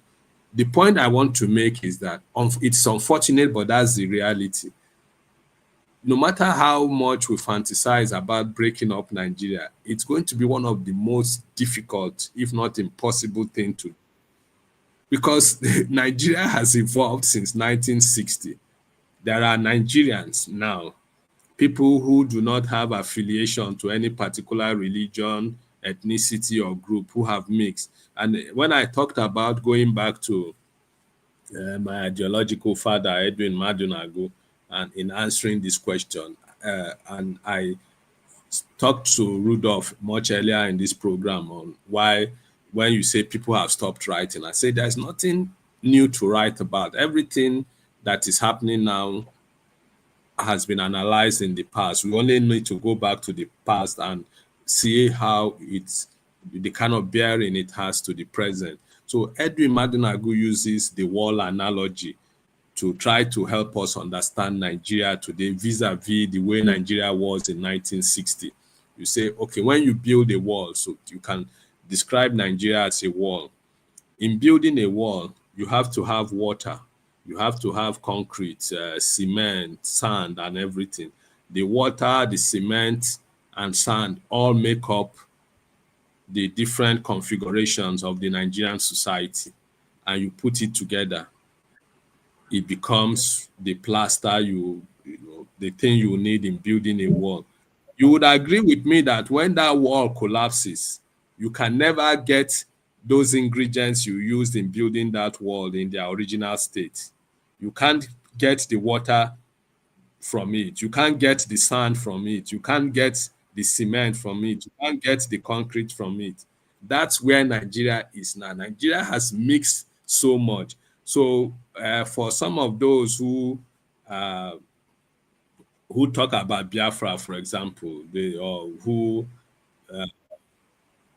play identity politics, some people will tell you the Igbos are not just in the southeast; they are in Benue, they are in this place, they are in Delta, they are in Edo State, they are in all those places. How do you even begin to carve out? You look at the Yorubas, you look at the Ijaws. There are Ijaws in the main area of the Ijaw, Bayelsa, Delta, Port Rivers. There is a Ijaw in somebody like Showore. Showore is Ijaw. But he's from Rudolph. Remind me, what's his state? Is it Ekiti or Ondo State? Ondo State. So, how do you create an Ijaw nation out of Nigeria when you have Ijaws in 7, 8, 9, 10 cities? You look at the Fulanis. There are Fulanis stretching from Sokoto to Adamawa.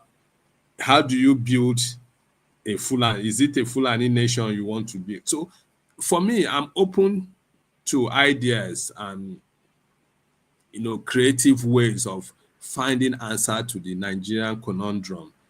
But let's not look for quick fixes and think that we want to just break up the country and carve it out. Who would even do the carving? How are you going to carve? And if you say the country will just break, and it will break, and Somalia will be a child's play, Nigeria will become the poster child of the worst possible scenario in terms of a nation breaking up.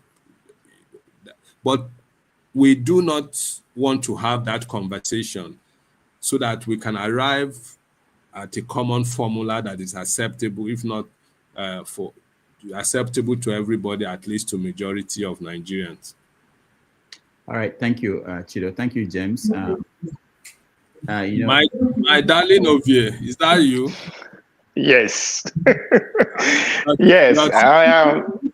Your dreads are no longer. And that's how long I've been waiting to take your job. So Ovie is the one that has been interested in your job. He said you should be declared fired, and we announced that he's coming in. But he called and asked for special privileges, that he has 3 questions for you. I thought there would be a lot of people that he will be able to ask the 3 questions. So Ovie, I'll give you maybe those days we had the time limit for this show. Does it still? One of the things we didn't talk about it behind the scene, but on our 5th anniversary we do that. Chido was of the opinion that it should be 90 minutes. At 90 minutes we close shop and go home. So when he went on vacation, we stretched it to 3 hours. Wow. Yeah. So you didn't tell me. I haven't had dinner. Okay, you will soon have dinner. Don't worry. We have only 6 people. Ovie, go ahead. Thank you, the real doctor. No, the fake one for for your time. To be honest, after spending a couple of weeks diving into your work, I got intimidated. So I decided to suspend taking loan to buy suits for this auditioning. I want to be sure if I'll get it first before I'll take that risk. So let me start with the quote from your book, Nigeria is Inevitable. It said, the problem with Nigeria is not just leadership. It is the very structure of the country that make bad leadership inevitable. Nigeria is not negotiable. As provocative and influential the collection of essays that book is, I am more in line with your school of thought, not because it pushes back on the political mantra in Nigeria that says the unity of Nigeria is non-negotiable. It also serves as a cautionary tool in the hands of the citizen. The central thesis is that for the Nigerian to survive and strive, its citizens must be allowed to discuss, debate, and redefine the terms of our union. You said for this to happen, a formal gathering of ethnic nationalities and stakeholders will have to gather in form of sovereign national conference to produce a truly people's constitution and address the Nigerian question. You provided a middle ground between total disintegration and the rigid, often oppressive status quo of today by saying physical federalism, where states will have more control over their resources and security. State police, as you alluded to, is the answer. First question here is, what do you say to the winning argument right now, which is regionalism, and they are, pushing for that, going by the constitutional conversation that is going on at the National Assembly.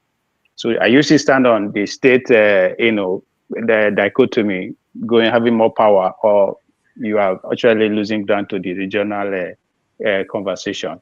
Another one is that we are all Biafran. Is another body of work of yours, another book, perhaps the most controversial one, even though it's not a book about secessionist movement in a real literal sense.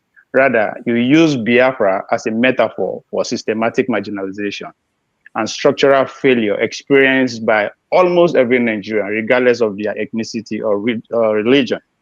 The central premise is that the grievances that led to the Biafran War, inequality, injustice, and broken federal structure have now become a national reality of the average Nigerian. Those are facts. So the question go with that is, with what has happened since 2023, Tinubu taking power with the Muslim ticket, the narrative of Christian genocide gaining worldwide attention, and Trump responding, by bombing terrorists in Sokoto on behalf of Nigerian Christians. Do you still believe that we are all Biafrans? Now, on the professional level, professionalism versus professional circumstances, you, as a sharp critic of brown envelope journalism, bribery in the press, you advocated for economic independence for media. You argue that for the media to be true fourth estate of democracy, it must be economically viable and independent of state patronage. The elephant in the room here is the classic tension in political activism and journalism, the gap between theoretical idea and operational reality, where a vocal critic like you, an advocate for media independence like you, is now associated or working for an organization funded by a foreign state like Qatar. It creates a complex credibility paradox. And the last one here is short. Dr. Damiji wrote a book, A Case That Never Was, literally romanticizing a Biafra. And I'm also a Nigerian that you can only fantasize. And I would say to some extent is right, or who is right, or who could be right, going by your body of work. Thank you. Okay. Well, that's a hand and mouthful. Thank you so much for that. I think you actually qualify to take over my job. If I don't show up in the next 5 years, please. Please take over the job. The third question wasn't really clear. You were talking about working for a Qatar. Yeah, you. I think the organization that you are building today, currently in Nigeria, which is pretty much larger Africa, is pretty much in a sponsorship deal or agreement with WISE. WISE is pretty much 100% funded by Qatari agency. If I'm not mistaken. I could be wrong, but that's where my research took me. Okay, well, I don't know how or where your research took you. I run an organization, the African Center for Media and Information. Is a non-governmental organization. We work around empowering young people and civil society with media and information literacy skills. And we get, just like many many organizations, civil society organizations, we receive our funding from Rudolph's America foundations like Ford Foundation and MacArthur Foundation. It's not Qatari, but again, it's also a case of between the devil and the deep blue sea. And I think this is the issue I raised in my PhD work, where I did an extensive research about the survival of media in the new digital media age. How do newspapers survive? And traveled around Nigeria, traveled extensively in South Africa, comparing newspapers and their future and survival. And one of the things that came out of that research, again, is it goes in line with the fantastic book about media viability, Saving the Media by the French scholar. I don't remember her name now. Foundation using grants. You can also get money from government, but then it doesn't mean so. Like you are in the US, I assume maybe National Public Radio, for example, they get grant from the federal government in the US, but it doesn't mean it's an independent. So it's like taxpayers' money being used to help independent media to survive. I think that there is no way that the media can survive if it's dependent on government patronage. It's not, then it will be at the beck and call of whoever is in power.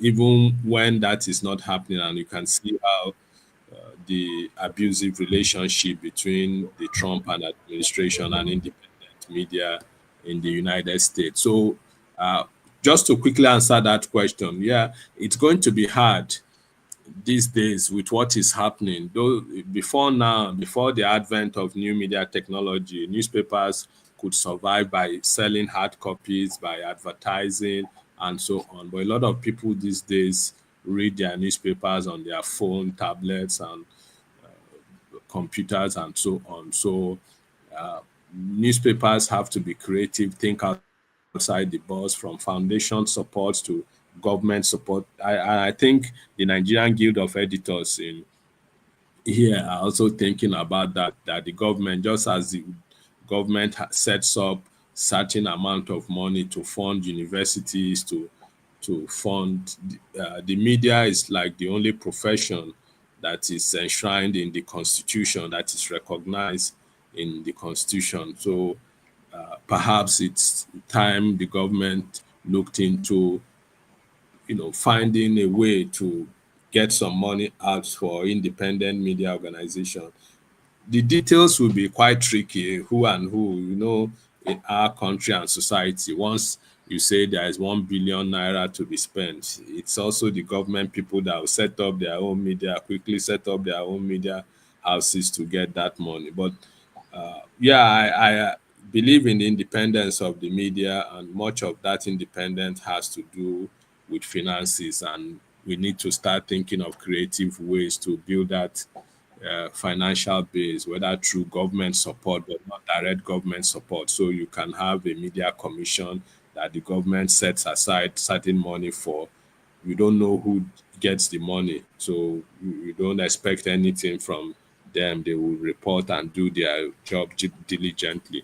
But you also get support from foreign foundations, and you are not obligated in any way, shape, or form to stay beholden to those foundations. But then let's go back to the two questions you asked. I think the fourth one, maybe I'll leave that to Rudolph to answer. The first one, regionalism. I don't think regionalism is going to work. So let's bury the idea.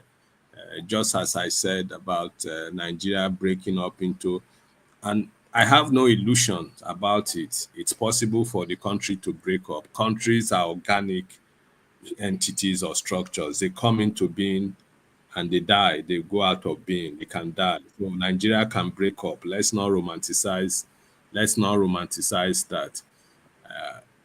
But breaking up is one thing, and then breaking up in the Humpty Dumpty fashion, it's a completely different thing. So you don't think you can break up and pick the pieces together again is going to be almost it's going to be extremely difficult, if not impossible, to do. And I tried to explain this in answering the question by Mr. James. So what we need to do, basically, the structures are all laid out. Again, I go back to the crisis of 1966. The first civil war, the first military coup of January 15, 19, when the military took over, what they did not only take over, they reconstructed Nigeria in their own military image by destroying the federal structure on which the country was built and converted into a unitary structure. The states that we have today are successor entities of the original federal structure. So if you look at, you say, the Eastern region, the states that the military eventually created out of, and everything was done just so. Gowon quickly created 12 states on the eve of the Civil War, May 27, 1967. Gowon created 12 states. I think they were conscious enough to create 12 states in the north and 6 states rather in the north and 6 states in the south, so that they could have that balancing going into the Civil War. The next state creation was done in February, a week before Murtala was assassinated on February 13, 1976. And from my own research and reading, I understand that the idea was to create,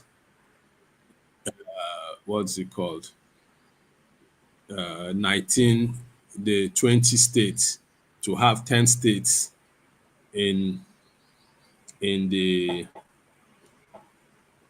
north and 10 states to continue that balancing. But the military hegemony decided to do otherwise. So they had 19 states, 10 in the north, 9 in the south. Fast forward to 1987, when Babangida created additional states, I think Akwa Ibom and Katsina states in 1987. The idea, the suggestion, which came out from the works of the likes of Edwin Madunagu, who was a member of the political bureau that Babangida created in 1986 before he was sacked for, according to them, not doing the bidding of the committee. What they recommended was that they should only create Akwa Ibom state to balance. So part of the challenge of the Nigerian society today is also ethnic structural balancing and all of that.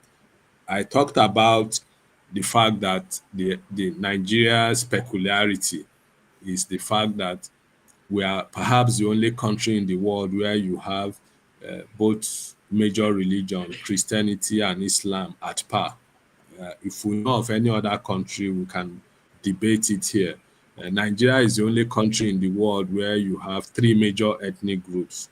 Most places you have 1, at most 2, but in Nigeria you have 3. So we could simply have devolved into 3 societies or 3 nations or 3 countries at independence or subsequently after independence. So when the military, what they did by destroying the federal structure and creating the state, as bad as that was, it could still have been salvaged because the states today are the successor entities of the region. So when you say Imo State, Abia State, Anambra State, Enugu State, and so on, they were part of the original regional structure that were created in 1946 when the whole regionalism thing took effect. But then you now understand again the exceptionalism of Nigeria that Ali Mazuri talks about. That same eastern region also contains minorities. So you have part of that eastern region includes Akwa Ibom, includes Rivers, includes Bayelsa, and so on, just as the western region includes Edo and Delta State. Do you want to go back? How do you structure a region now that incorporates all these people? What we can do is to leave the states the way they are. there is something very wrong and obnoxious about the Nigerian Federation. And if you look at the 20 or so countries around the world that practice federalism, whether it's the United States, Canada, India, Spain, which other country, I think Switzerland, and so on. It's for us to devise the most creative ways that works for us. If you look at a nation like South Africa here, South Africa has 3 capitals. The political capital of South Africa, where the president lives, is in Pretoria. The legislative capital is in this place where you have Robben Island. What's this? Is it Joburg? No, not Joburg. The Cape Town. Cape Town. Cape Town in the southern part of. So that's where that's the legislative capital, and then the judicial capital, the Supreme Court, is located in the northern mid-west region of the thing. Why did they do that? To build unity and cohesion. You have other countries in Switzerland, for example. There is really no capital in that sense, but you have, so just like in South Africa, you have Bern as like the political capital. You have this. Every country comes to redemption in its own way. We haven't sought our way to redemption. We're just, wobbling. What was it that one of our coaches said about the footballers when they criticize him? He say, "We'll wumble and fumble." Yeah, wumble and fumble to victory. Yeah, we're just wumbling and fumbling to nationhood or nation building. So for me, and this kind of addresses the question of state police. Yes, I think the states can exist independently the way we can then have geopolitical zones in terms of like access or defining certain national or social needs of the country or for ease of administration. For starters, we can work them based on, say, okay, these states, how is it even possible that in a country like Nigeria, with its diversity and everything, the North Central, again, going back to the horrible role that the military played in our psyche as a people, the North Central's geopolitical zone has 7 states. All the others have 6 states. And then the Southeast has 5. Some people will point to say, oh, the size of the region. But it doesn't matter whether Niger State is bigger than the whole of the Southeast together. In 1946, when we agreed to be part of a federal system, we came to it as equal partners. And we have to be treated as equals. If you don't want to treat me as equal, then go your way, I go my way. So there is no recommendation to say, because this side has a larger land mass. No, we didn't come into this union because of our land mass. We didn't take decision of being a one nation because of our land mass. We took the decision consciously as a people that we've been brought together by the colonialists, and we think we can work together going forward. So no matter how big or how small each region or group is, they deserve that same treatment.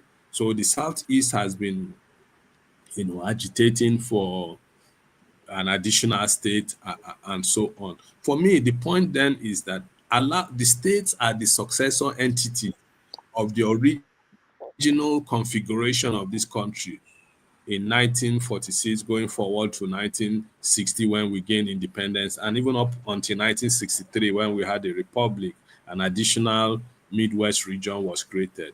Can we then give the states those powers? So the states can have their constitution, the states can have their flags.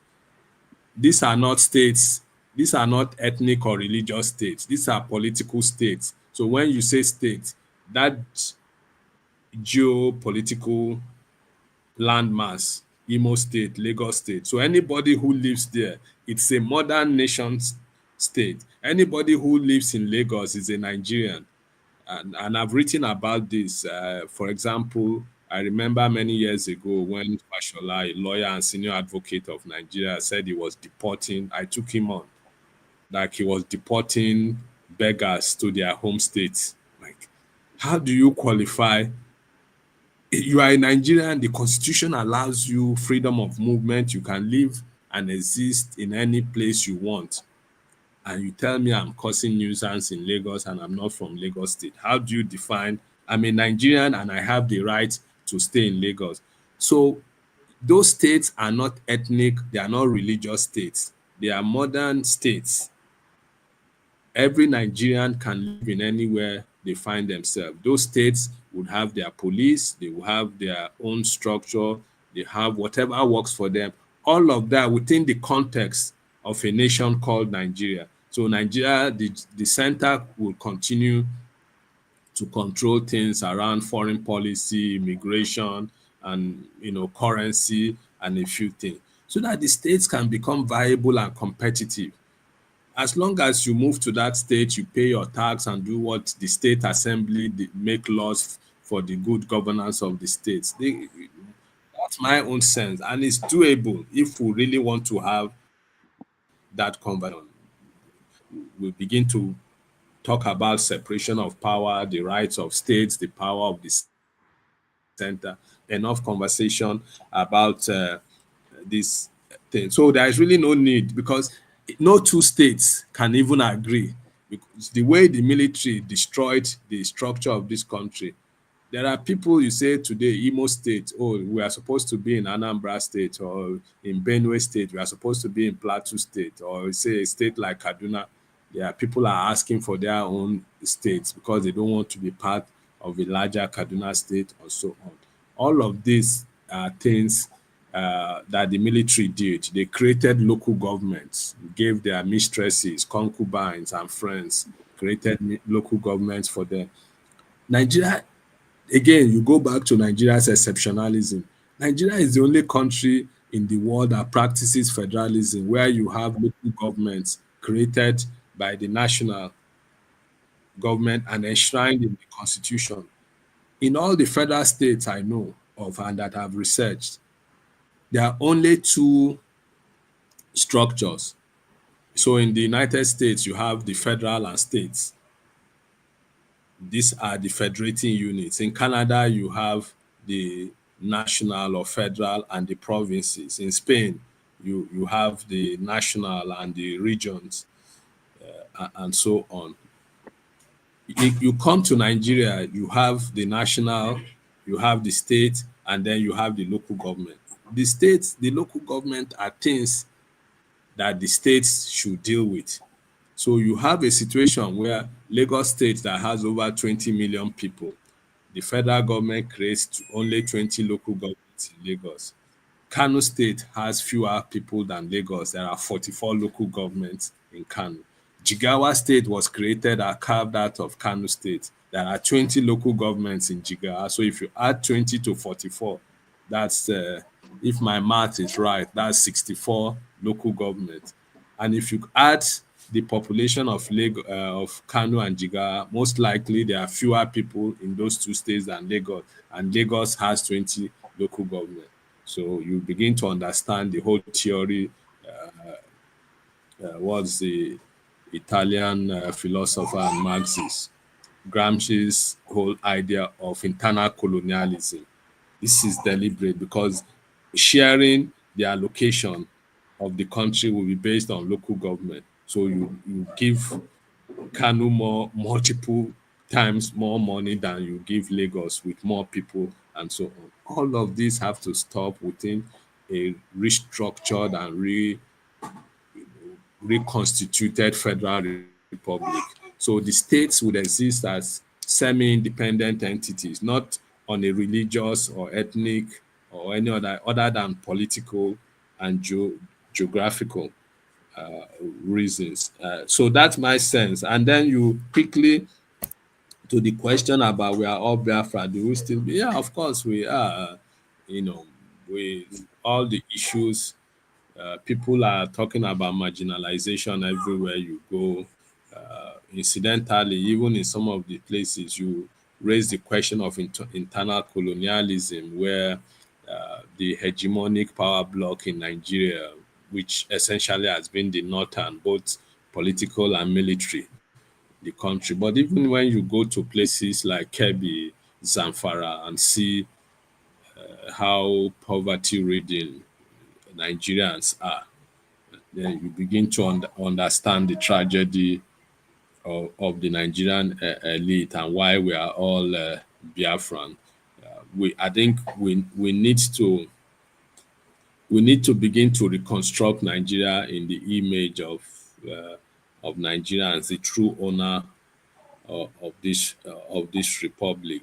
Everywhere you go, the fact that certain people are in power hasn't benefited people from that particular thing, and it will never benefit them unless we restructure in such a way that people, the money that should go to Nigerians gets to them. So I have a friend who works in the local government system. We call him allocation.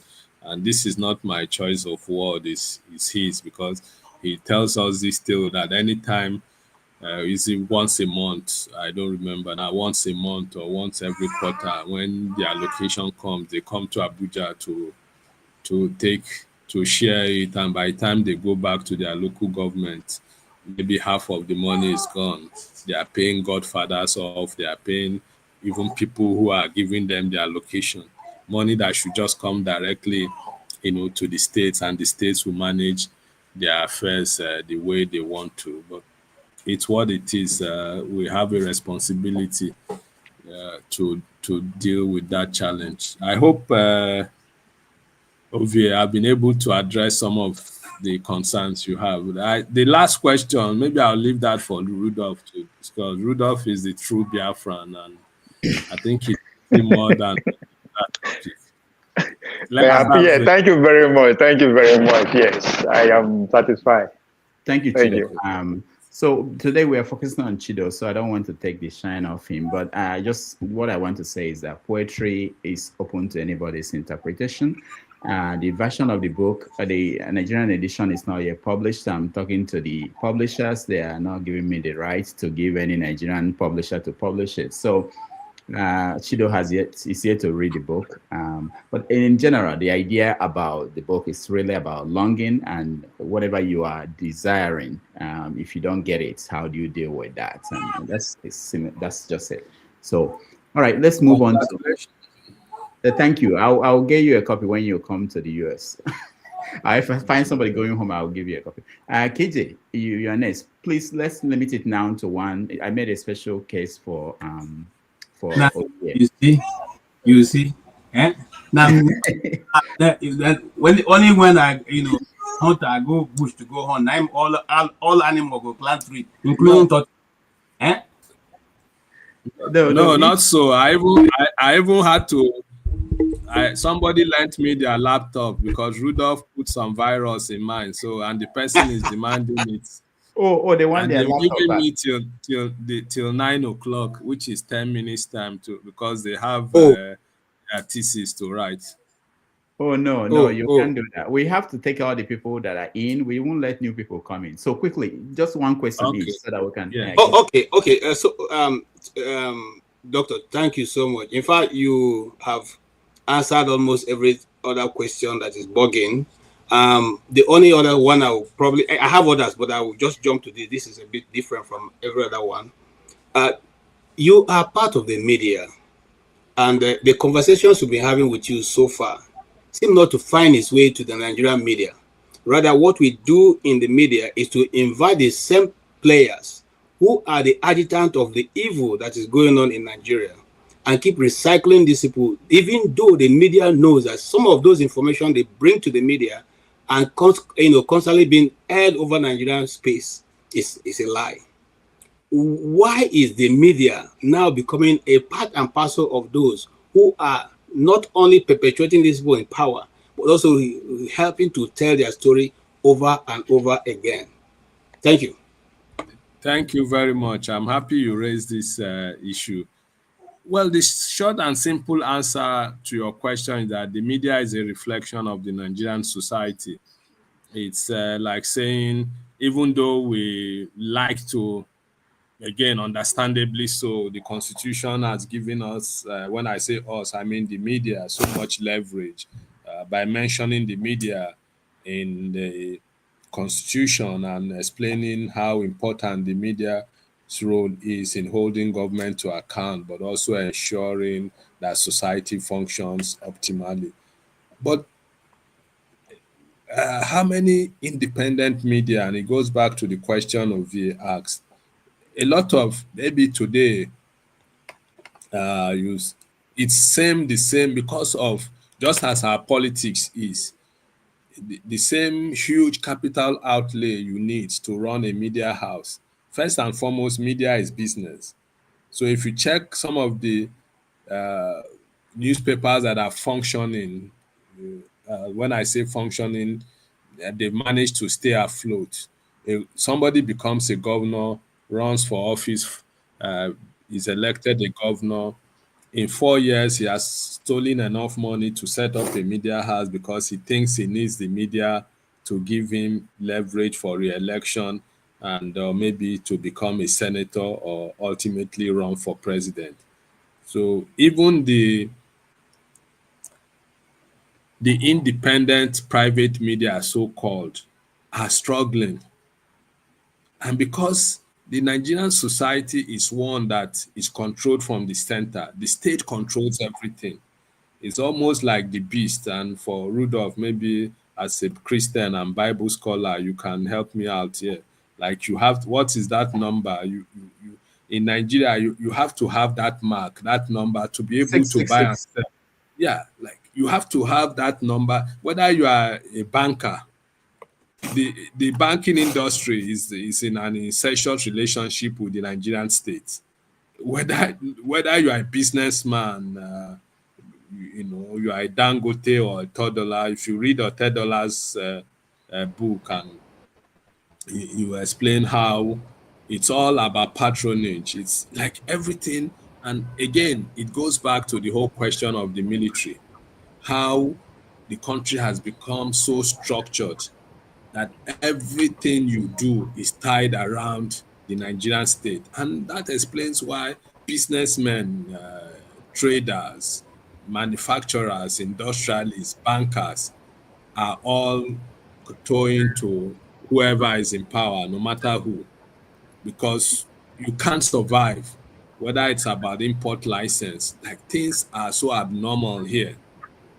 A lot of the private television stations that exist today and are doing well, thanks to Babangida, his friends, so how he gave them licenses. You can't, as a media professional, you can't go through the normal process to get the license. You have to know one general in the army or in the military to be able to. That's how things function here. So you have a media landscape that is completely bereft of autonomy, that is completely lacking in independence financially, and so on. So what do you expect? Again, going back to what I said, many of the major media houses, television, radio, are owned by politicians, and they can only and they were set up basically not to inform Nigerians, not to empower Nigerians, but to support the political, economic, financial ambition of the people that set them up. That's the challenge we have. We do not have an industrial base in this country where you have, like, say, in Europe and America, where people, the railway industry, the mining industry, the oil industry, the power, even if they relate with the states, but they are independent to a great extent. But you don't have that independence, and that is reflected in the media. And then you add the benefit of the crisis of technology, how it has upended the whole our understanding and usage of media. Suddenly what we didn't plan for, from selling newspapers. And again, I go back to my uh, doctoral research. When I traveled extensively in South Africa about 10 years ago when I was finishing work on my PhD. And I found out that some newspapers were selling daily newspapers. And again, I wouldn't say it has anything to do with the level of media literacy or enlightenment in the country. Because growing up as a young man in Lagos, I used to buy 2, 3 newspapers every day from the pocket money that my parents provided me. As a young secondary school graduate, I still managed to. I was working and earning about 110 naira in 1983 as a monthly salary, and I could spend all of it on the Guardian newspaper, buy Time and Newsweek, later Newswatch, Newsbreed, West Africa, and everything. The average salary person in this country can afford to buy one, not to talk of 2 newspapers or magazines in a week. I was talking about South Africa. Then they were weekly papers were selling about anywhere between 150 and 200,000 copies, hard copies a day. Weekends, some of the Sunday papers were selling about 250,000 when you couldn't find any newspaper selling up to 20 or 50,000 in Nigeria. Because the economy had become so bad, it's would rather either we read online, even for those of us who are professional media people, we read online because it's convenient. And for those who can't read online, who must read the newspaper, they go to the newsstand and just pay a token and read the newspaper, or just look at the headlines and argue. So a lot of it has to do with the governance of the country, the economy, and so on. We can't really have an independent media when much of the media is tied to the apron string, financially and otherwise, to the party in power or the ruling elites. That would be my response. Okay, thank you so much. Chris, we'll come to you. One question, please, so that we can get everybody and round up. Good evening. Good evening. Can you hear me? Yes. Okay. Yes, I can. Yes. Well, I have asked you a lot of questions on culture, but just let me ask you, what do you really think is the biggest problem in this nation building? The ignorance around ethnicity and nation or tribe, or the desire by certain nationality or ethnic nationality in trying to colonize, have internal colonization of others? Okay, thank you very much. I think part of the challenge would be the question of internal colonization, in which case, which is to some extent the nature of humans. Like once you are in control, whether religion or culture wise, so you go to offices where the DG is a Yoruba person or Hausa or Igbo. The language of the DG becomes the lingua franca of that organization, and people speak it. And I try to I ensure that when I find myself in that institution, I do the otherwise, and just to rile people up and let them know that this is not acceptable. So yes, there is the big challenge of internal colonialism. There is the power block hegemony. So just as I talked about the country, the possibility of the country being three dominant, or we have 3 dominant ethnicity in the country. We could have been 3 three nations at independence.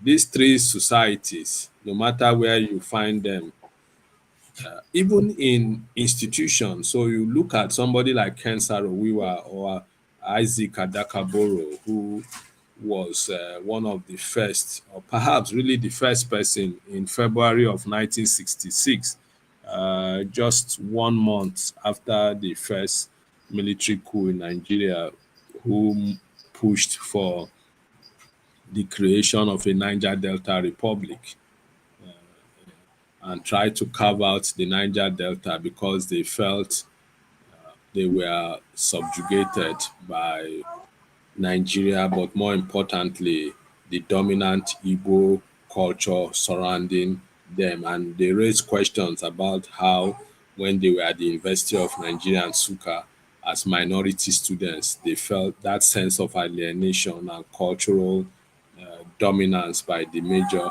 ethnic group. So, how do you solve all of this problem?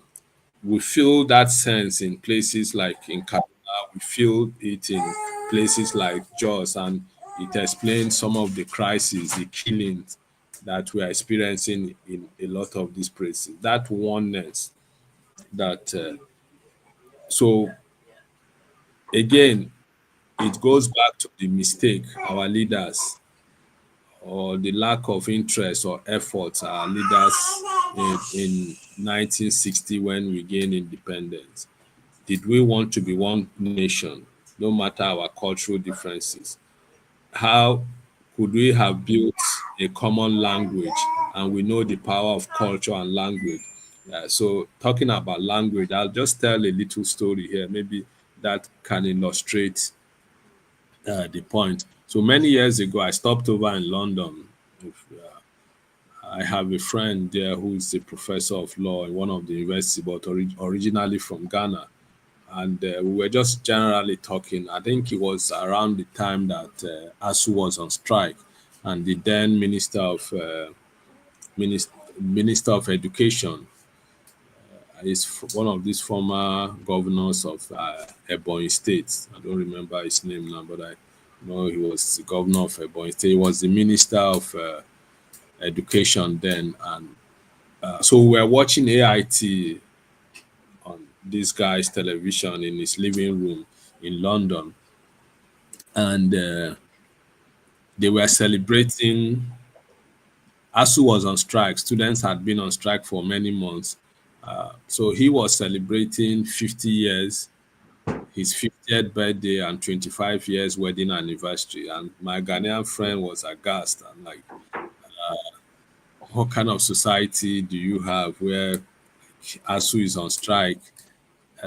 Students are at home. The Minister of Education is busy celebrating his 50th birthday and 25th wedding anniversary. And universities, polytechnic, all federal institutions took out adverts in newspapers and on radio congratulating the minister. So there is a sense in which we have personalized government offices. It's all about patronage. So if you are a minister, your people know that it's your turn, it's our turn to eat. A younger cousin of mine, for example, told me, "Oh, why haven't you? We are praying for you to be a minister. You know, when you become a minister, I don't mind being your driver. We'll all move to Abuja."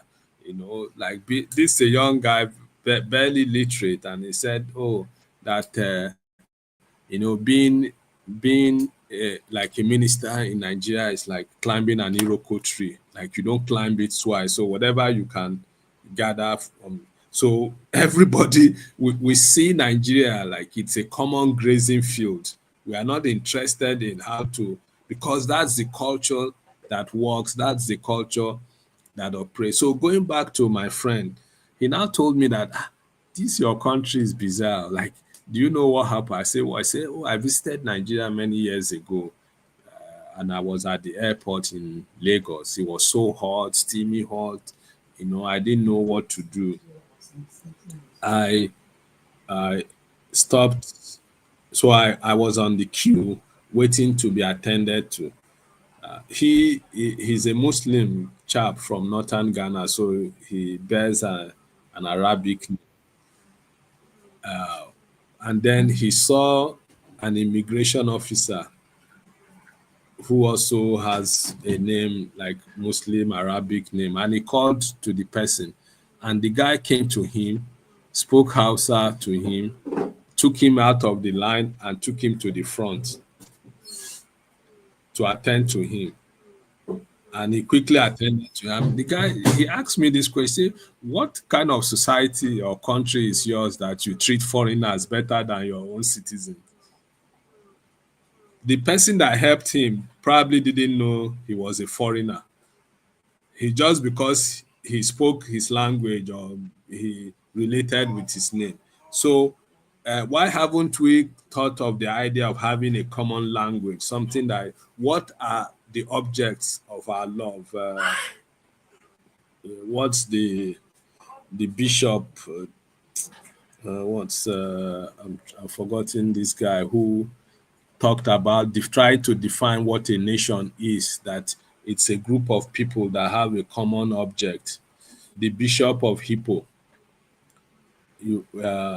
when you ask that what is our common object of the common objects of our love in Nigeria as a people, what is that single thing that unifies us as a people? You barely can. People would say, oh, football.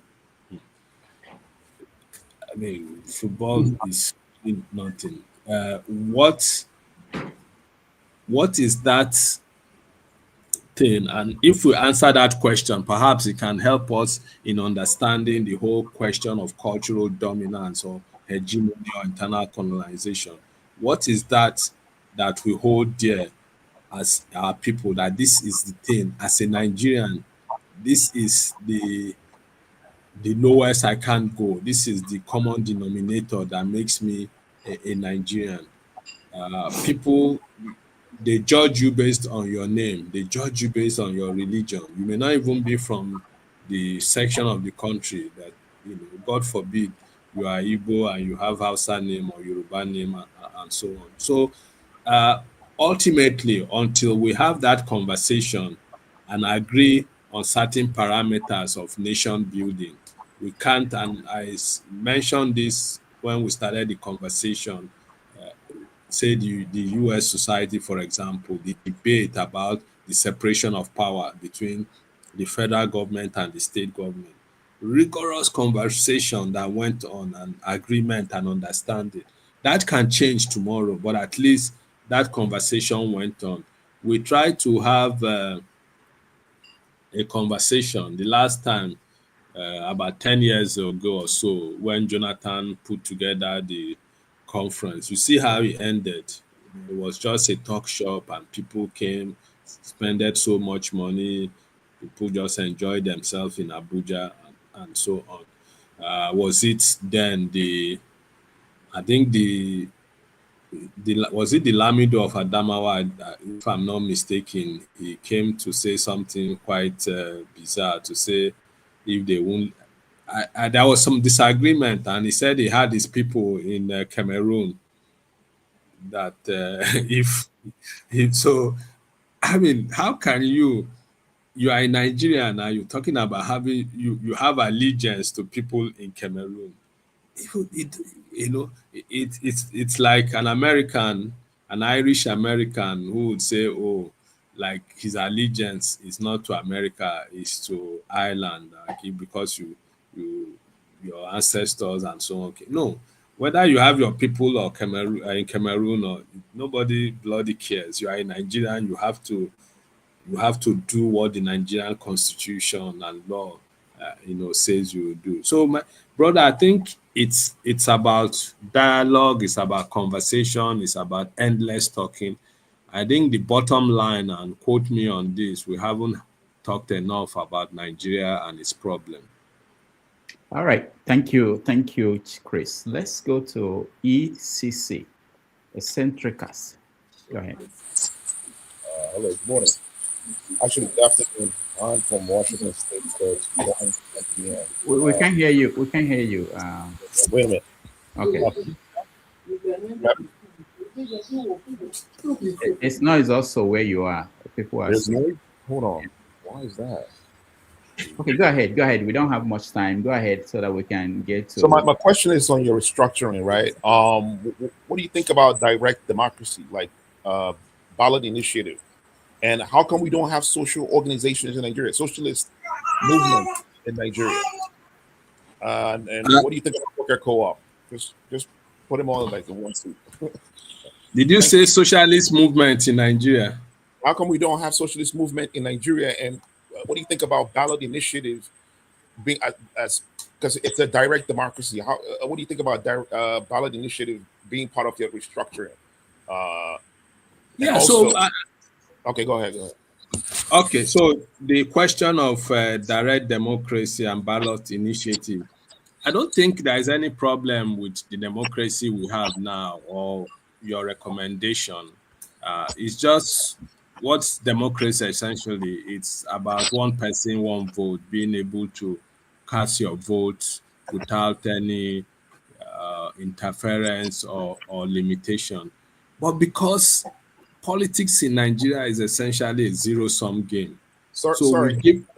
Hold on. Let me explain the question very because I don't think you actually addressing the question. It's ballot initiative it's an initiative where during election in a ballot they will have like issues in the ballot, not just voting for candidates. So you have issues. Let's say if Nigeria wants to legalize cannabis, and they'll put it in it states, not just the country itself, right?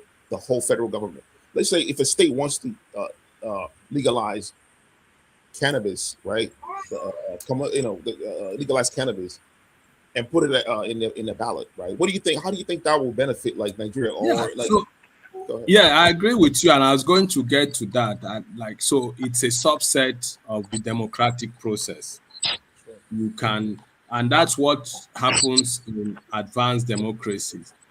Again, it just goes to show how backward, for want of a better word, we are. Because then if you have states, local government elections, so here, local governments can't even manage their own elections. It's tied to the federal elections and the political parties because it's at the federal level that such initiatives can.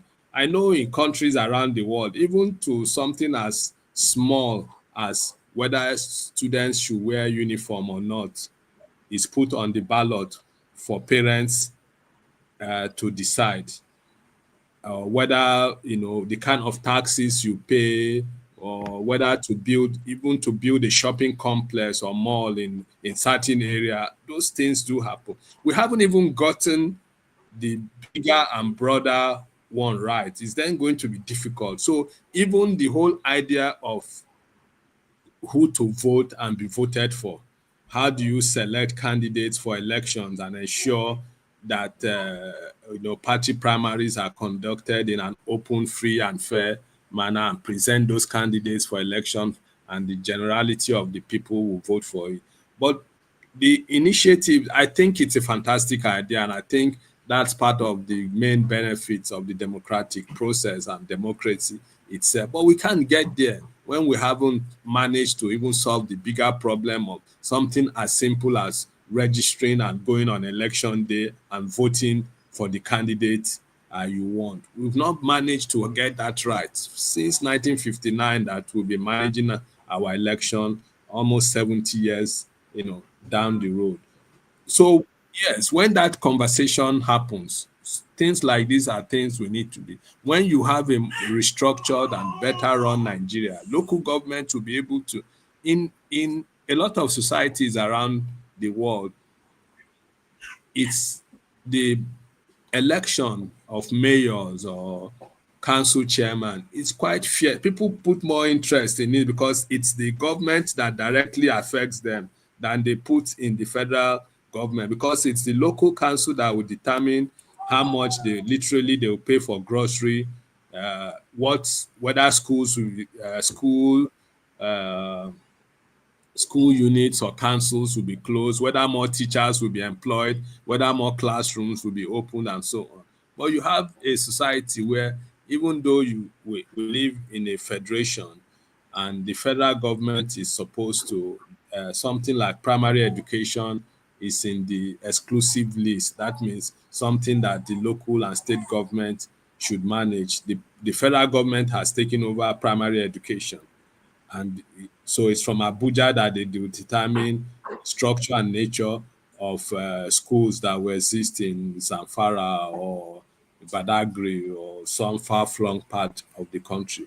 When the Minister of Education hasn't visited that state before, has no clue, hasn't visited that local government, has no clue what language they speak, how they live, and what they need educationally and so on. But when you empower the state and then therefore empower the local government, governance in Nigeria, whether in terms of democracy, in terms of economic development, and has to come from down up rather than from top to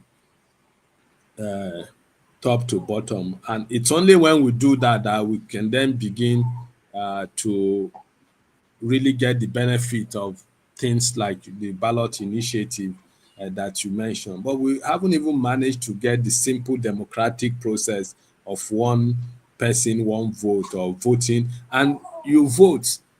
And it's not just about the election. Since we've been conducting census in this country, we haven't gotten any census right. There hasn't been any census conducted in this country that sheep and goats didn't complain that they were left out or they were overcounted.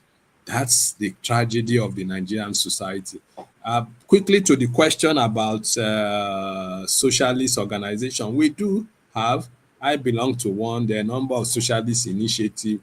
Unfortunately, they've not managed to come together like they were able to do in the 60s and 70s.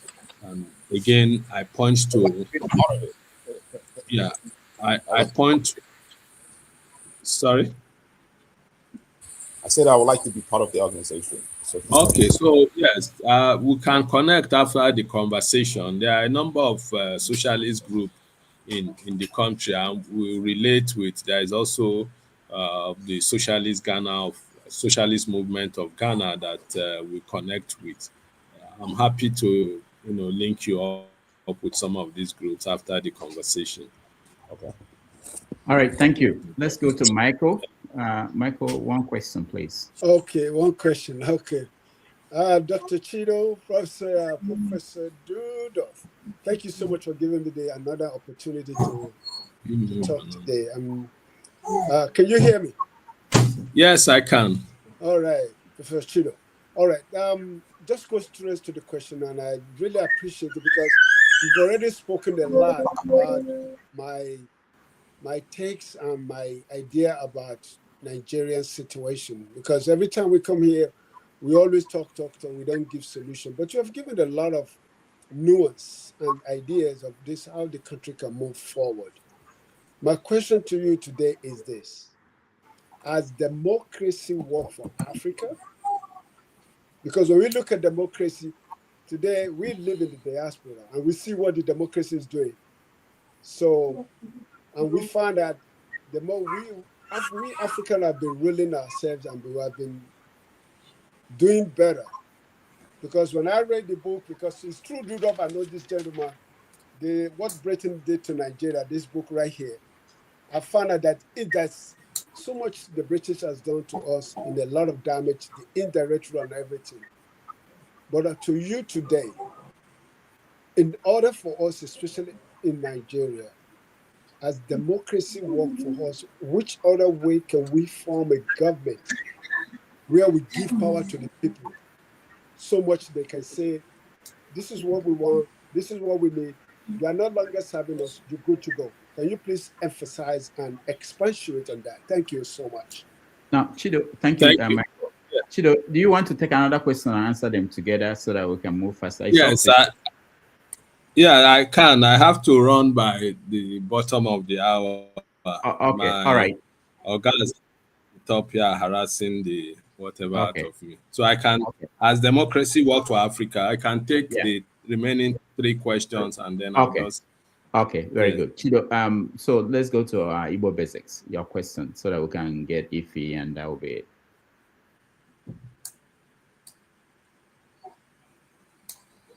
Please go ahead, Igbo basics. Okay, you need to do the whole cultural thing. I feel you, sir. Igbo basic, you are muted, so you have to mute yourself if you are speaking.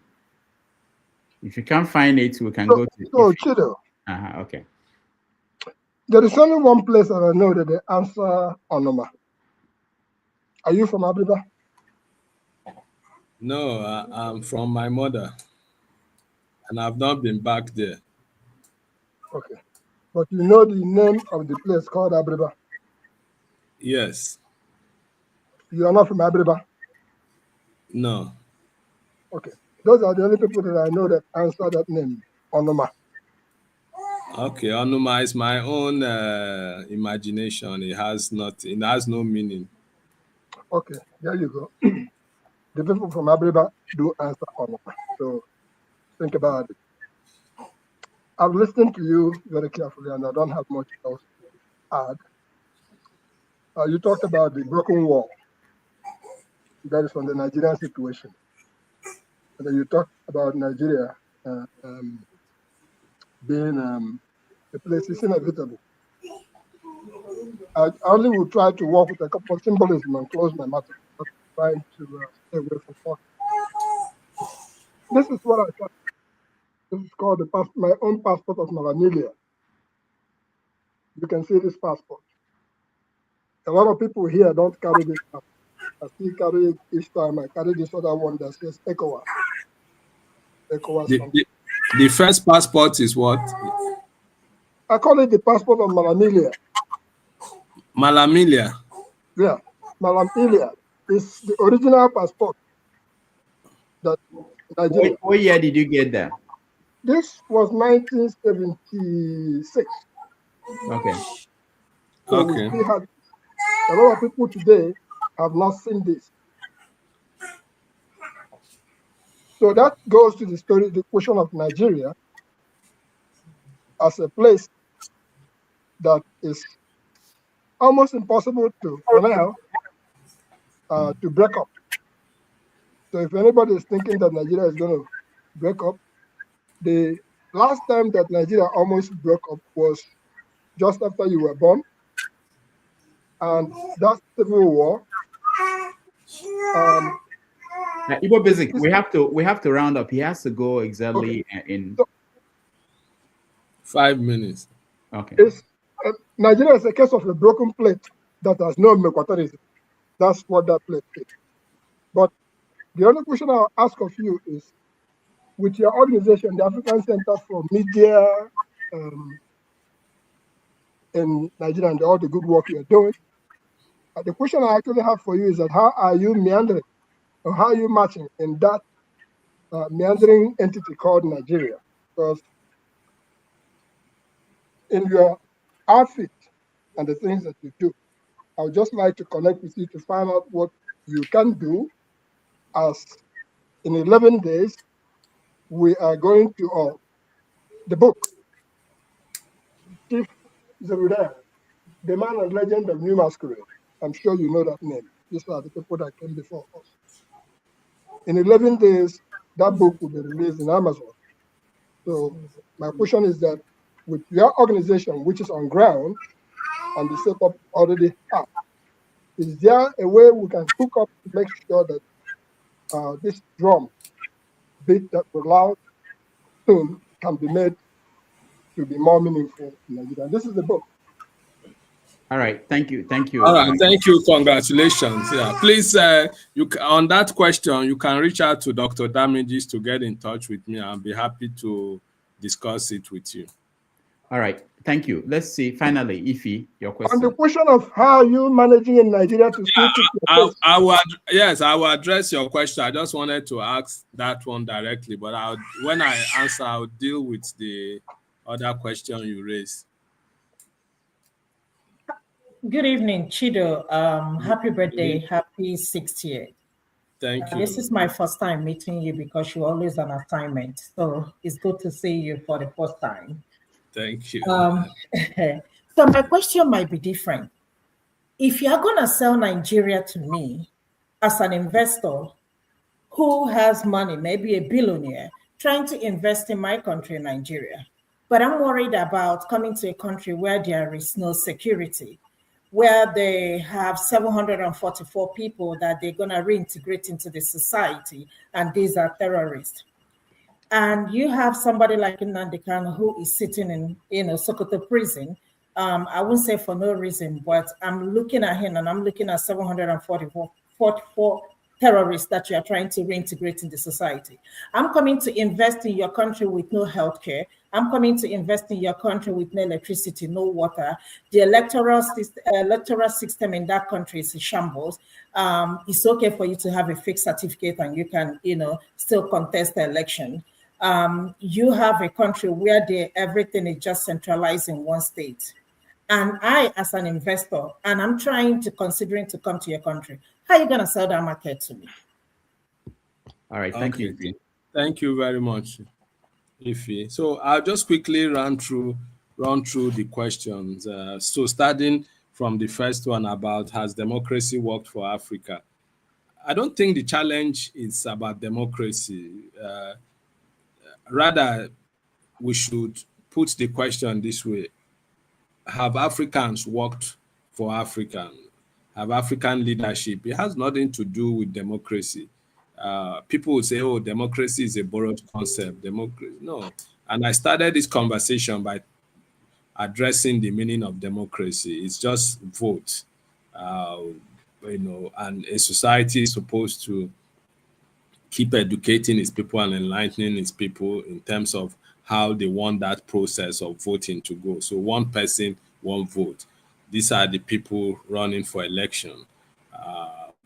We have a right to vote for them. We go on this day to vote for them. Of course, there are some nuances that have to be dealt with, and that's not the challenge of democracy. It's the challenge of each society. So the American democracy is money-induced democracy. You have to have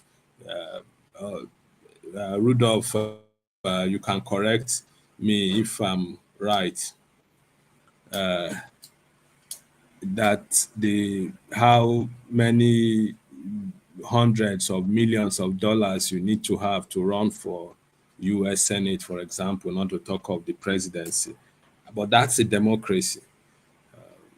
The Chinese will call theirs communist or socialist democracy, just as the Cubans and so on. So democracy, it's about empowering the people. It's the theory or idea of one person, one vote, or government of the people. So it depends on what the people then decide to do with the government. I don't think democracy has anything to do with the fact that we've had leaders since independence, military and otherwise, who would steal money from Nigeria and go and invest it in Switzerland and other parts of the world. It has a lot to do with our society, our lack of belief. So you have a situation, and I wrote about this, for example, when you had a sitting army chief who had property in Dubai, and I asked the question that where would his allegiance be if, let's say, Nigeria were to go into war with the United Arab Emirates for something like that? Why would our leaders go on holidays? We prefer to go on holidays to, I don't know whether it's colonialism or what some people would refer to as colonial mentality, would prefer to go on holidays outside this country when we have beautiful places we can develop and, all of that. So it's unfortunate that the Nigerian society is structured in a way that those who control the resources have been those who have found themselves or positioned themselves to be voted for during the election. And that's what we need to change. I think our challenge has nothing to do with democracy. For me, democracy is a right and proper system of government. Unless something else better than it comes up, we should stick to that. But our own people, the whole question of colonialism, neo-colonialism, and so on, we've had instances, whether you're looking at Kwame Nkrumah in Ghana, or even more recent, somebody like Thomas Sankara, who took power in Burkina Faso as a young army captain and transformed Burkina Faso. One of the first things he did was to change the name. I don't know how many of us know that up until 1983, Burkina Faso used to be known as Upper Volta, which was essentially a colonial name, just like Nigeria is a colonial name. Sankara took over power and changed the name to a nation of upright people, which means Burkina Faso. And that changed the psyche of the people. For 4 years, the agrarian revolution, the gender revolution, women were empowered. Massive changes just happened in the country overnight until again, somebody, his close comrade, Blaise Compaoré, was used by the colonialists to assassinate him, and took over power and ruined all the reform and everything. Today, I think he's in exile somewhere, sentenced to death or something. So that's the challenge. We need to have, unfortunately, we haven't been lucky to have such great men, leaders who would come up and transform our society in such a way that we begin to get the benefits of democracy. And hopefully, that's the role of all of us as active citizens, to continue to push, whether in the media and civil society, in whatever way we think we can, to push and have a society that works for everybody. Yes, colonialism, slavery, colonialism did a lot to upend the African society, but it's been almost 100 years in most places that the colonialists have left, and see where we are. We have not managed to pick ourselves up to do the right thing. It has nothing to do with democracy. It has everything to do with who we are, what we want to do, and how we want to do it. Then the question about broken plate. Yes, let's not think, when you say it's impossible for Nigeria to break up, I disagree with that phrasing or framing of the, yes, Nigeria can break up. Why not? No nation is sacrosanct. No nation is sacred. Nations come into being and go out of being. So let's not romanticize it to say Nigeria can break up. But the point is that if we break up, what are we breaking up into? We could break up into the pieces you describe of, that has no mequotarism. Like we are unable to pick, like Humpty Dumpty. We won't be able to salvage the pieces, or break up like Somalia, where every local government becomes a fiefdom and you have ethnic warlords championing this. But whether Nigeria can break up, of course, Nigeria can break up. There is nothing sacred or holy about Nigeria. So, and that's the question. I've tried to challenge that orthodoxy for many years now. When you say Nigeria, the unity of Nigeria is not negotiable. Come on.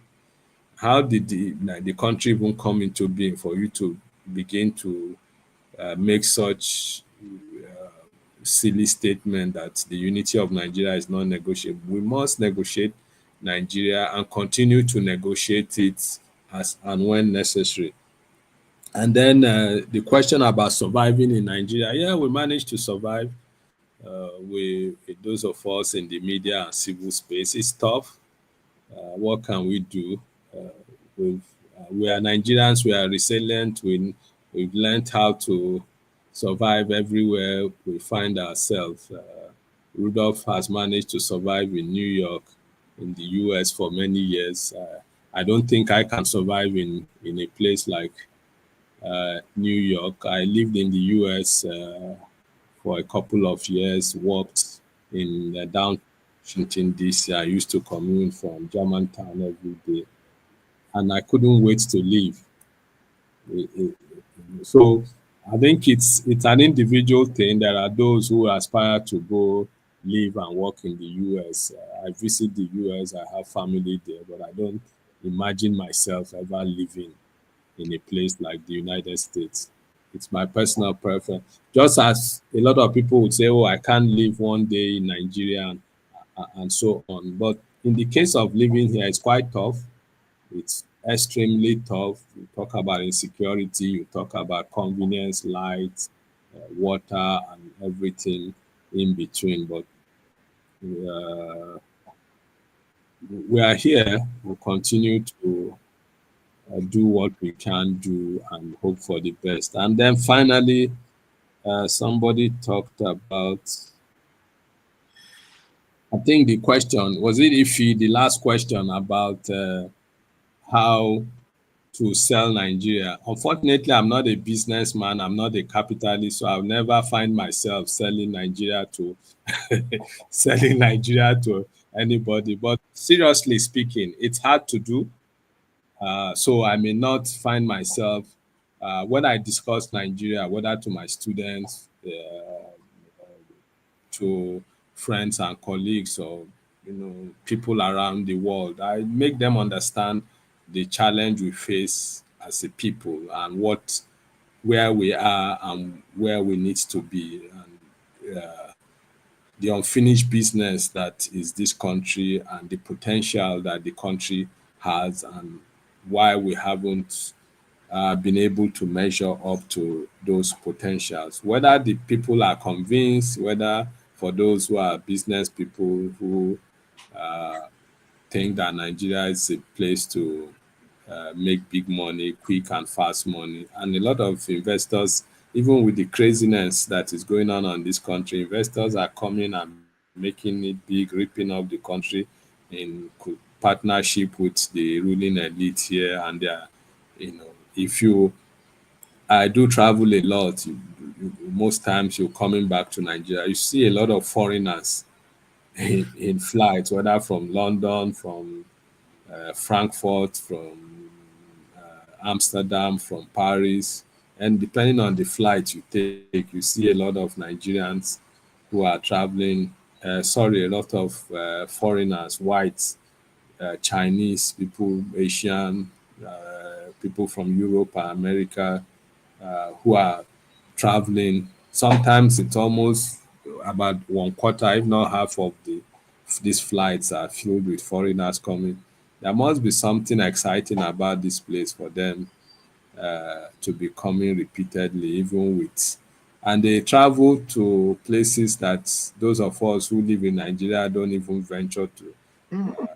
Like those flights that go to Lufthansa, particularly, that goes as far as Port Harcourt, you find them. So there must be something exciting about this place that keeps attracting them, even with all the insecurity and inconvenience of life here. But I think Nigeria would work if citizens commit to making it work. It's going to be hard, but it's doable. Thank you. All right. Thank you so much, Chido, for being here. In the next 6 years, when we mark our 10th anniversary, hopefully you'll come back. I'll be back. All right. Thank you so much. We appreciate you. We'll take a break, and then I will say my thanks to people and meet you guys next week.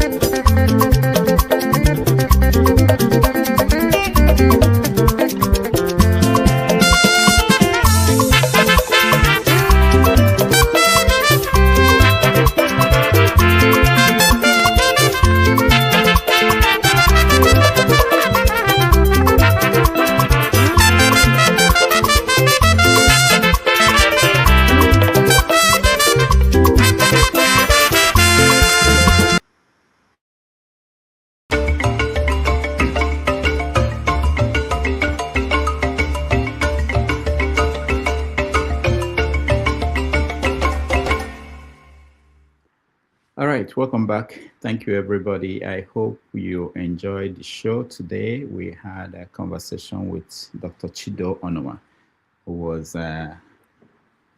one of the founders and co-hosts of this show until he went on assignment, and he will continue to be on assignment for a while. We'll decide on his fate later on. But I thank everybody who joined us, those on the comment section, those who watched at home. This is a good time to like and share the broadcast. I appreciate that. It's free. Also, I want to thank those that supported us by Super Chat and Riako Tobe, thank you so much. And Oscar Blackstone, thank you. They are the heroes. They are the people that make this work, because we have bills to pay, and it's a monthly thing. If at the end of the month we don't pay the bill, there won't be, the light will go off. We thank you all for constantly supporting us. We don't take it for granted. There are some broadcasts that came up and then they disappeared. It's because they couldn't keep it going. Again, let me say that next week I'm looking for, I'm trying to reach out to David and Precious and some other people that are lined up. I don't. He mentioned Odia Ofemi. That's somebody we need. Yeah, you well, know the man. Those older people. There are some, technical problems with getting them, and then their health. There are so many things. I'm not very hopeful with those group of that generation. Sometimes it's difficult. You can actually do better if you're in Nigeria and go and visit them and interview them one-on-one than hoping to have a technological connection to them in Nigeria. But anytime we are able to do that, of course. I mean, like Eddie Manago that we talked about, I would like to have him on the show, but I know it's not possible, technically possible. I hope I do not belong to that generation. The what? I hope I do not belong to that generation. Oh, you are in the Gambia. Gambia is more advanced than Nigeria. Generation.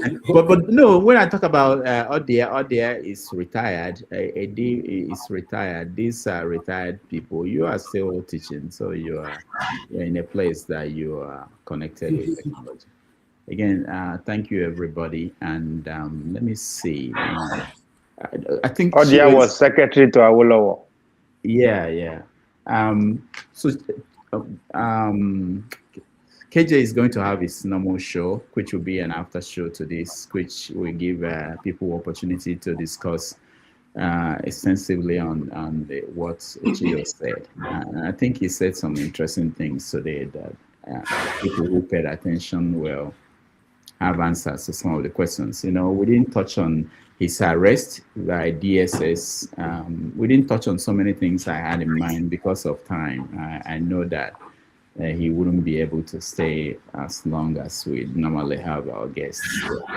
But he continues to be relevant, and the celebration that happened on Friday last week for him is not something very common with most journalists, and he's one of those few that crossed over to play different roles. I didn't get to ask him about EFCC when he was there and what he thinks is going on today at the EFCC, which I wanted to hear his insight. And then there's this question about the media. I didn't have the chance to zero in on, his doctorate dissertation was about media survival, and zeroing on whether the media can survive without foundation and grants from foreign corporations. I know Nigerians. I think he alluded. He touched on it, but he didn't zero in, because Nigeria. I want people to hear from people like that, because Nigerians think that, this is a terrible thing. It has to stop.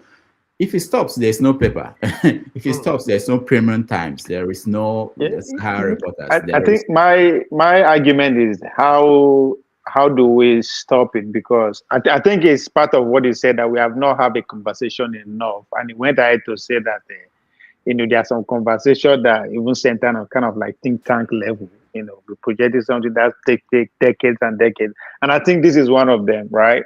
How do we, since this is our reality, so it can't continue like this, but we have to start talking about how do we stop it. So what are his ideas and all that? So one other thing along that conversation is maybe when David comes here or some other people, we have that conversation is look at the American media. I think it's something in Britain because I read The Guardian in London. I read The Times and their newspapers too. You find out that these days when you go to read them, they want you to subscribe. Okay. So think about this. If you subscribe to New York Times, Washington Post, LA Times, and then you subscribe to London Times, London Guardian, and Daily Mail, by the time you finish, you may have a bill of over $500 to be able to read basic newspapers in the world every month. For those like us who need to read those papers, Wall Street Journal, you have to read The Economist. But Dr. Ameji, so hold why on. do you think? Hold on. What's going to happen is that people are not reading it now.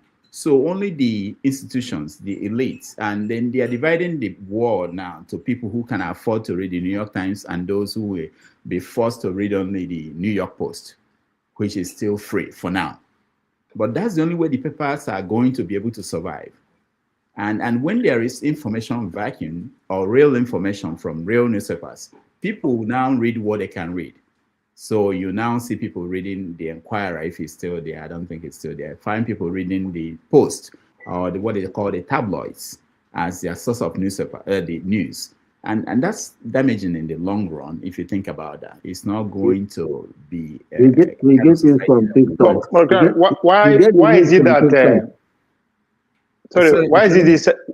Go ahead, Ovie. After you. Why is it our private billionaires and millionaires are not taking it? Just like in America today, the likes of Elon Musk, Jeff Bezos, the private individuals are pretty much buying the media space, and because they know the importance of that. So I think one way for us to actually push back, from the outside investor is for our own indigenous people, the likes of Dangote, but they totally stay away from the media space. Instead, the politicians are the one, investing in that space. So is it that it's just something that they know that we don't know all what's so something like the Champion newspaper was started by Iwanyang.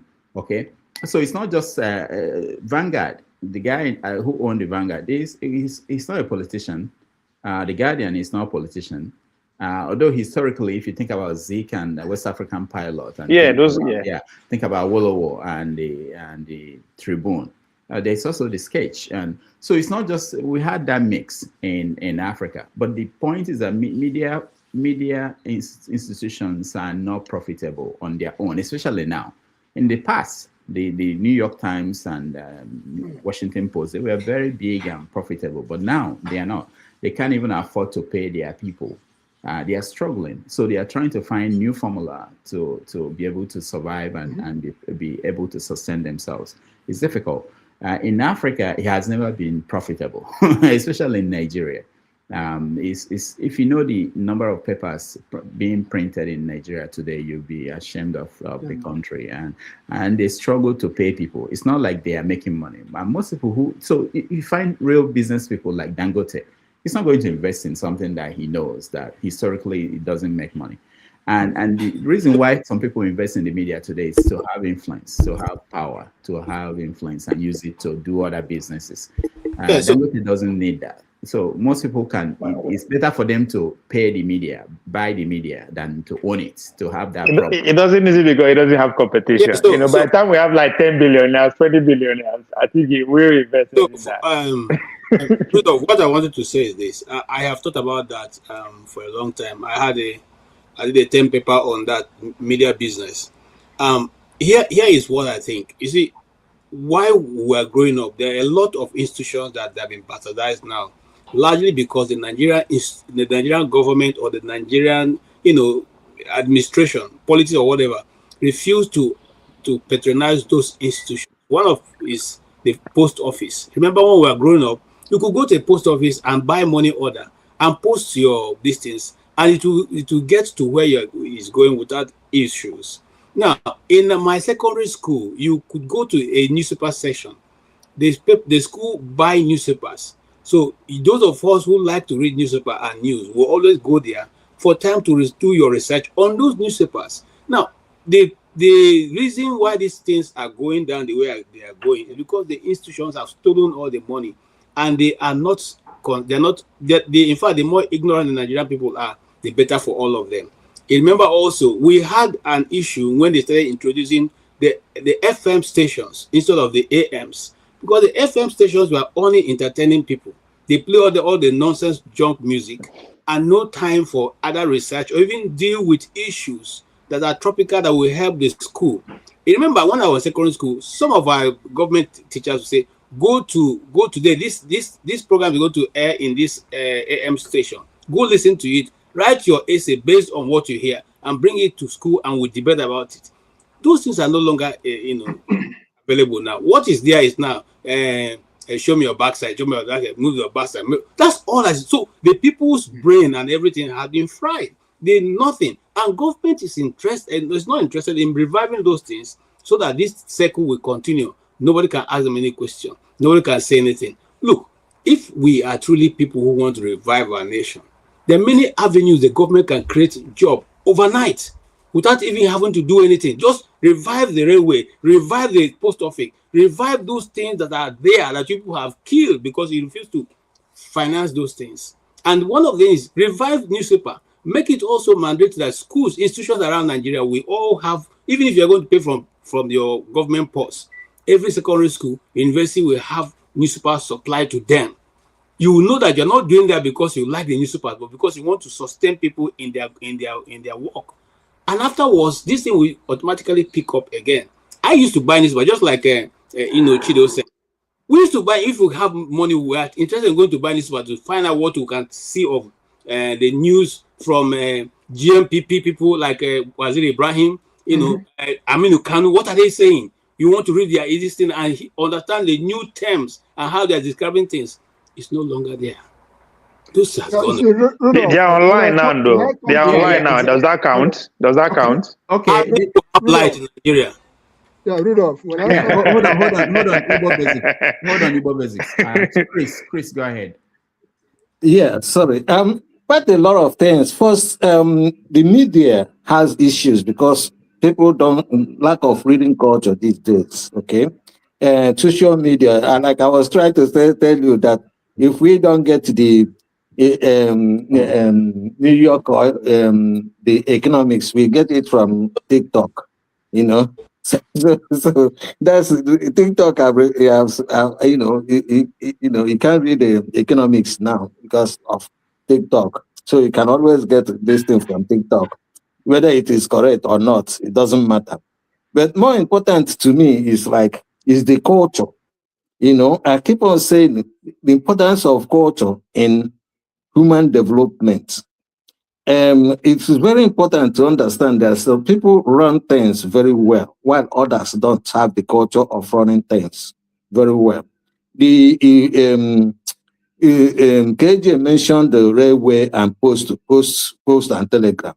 When the white man was in Nigeria, they used to have the Igbos run all those things until they used to have, there was one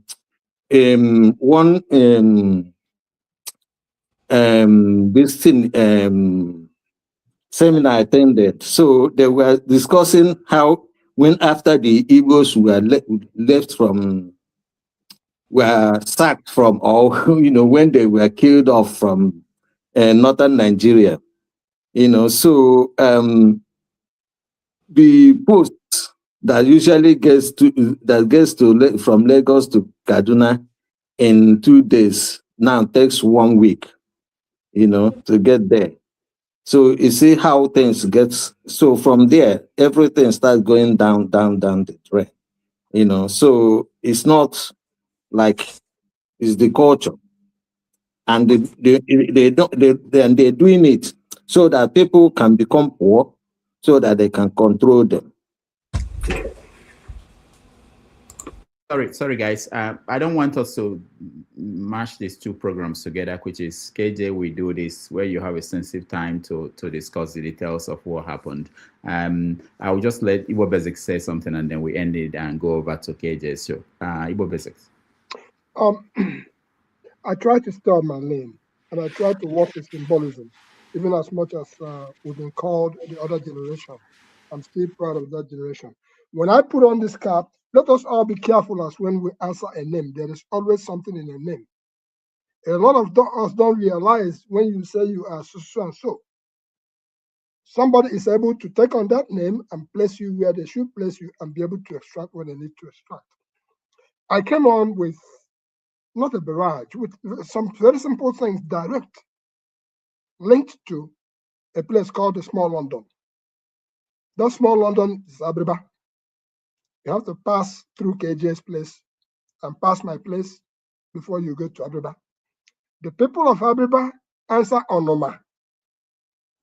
And the real meaning of Onumah, I don't know the meaning of Onumah's own Onumah, is actually like if you do Onumah. It's something that is, when you look into the meaning of Onumah, it carries a lot of weight. When I put on this cap and I looked at the face of the young man, who I would say is an extension of the 20 pounds. And after all the conversations he held, when I talked about broken plate without Mekwaterism, I was really directly talking about out of ruins comes, because if you know what the East was before the war, and then when the war ended, even if I was talking to my wife this morning, I said they gave us 20 pounds, 20 pounds, because our question was, why is it that the people are always after you guys? I said they gave 20 pounds, but out of that 20 pounds has grown the real character of who the people are. And I still say to the Nigerian state that until they realize that those weapons that they go and buy from the foreign countries can be locally made, until the Nigerian state decides to reinvest or to invest its funds in its local, until the Nigerian state begins to take care of its people. Let us be careful each and every time we come out to anywhere. And I will always put on this. I will still remain Igbo Basics.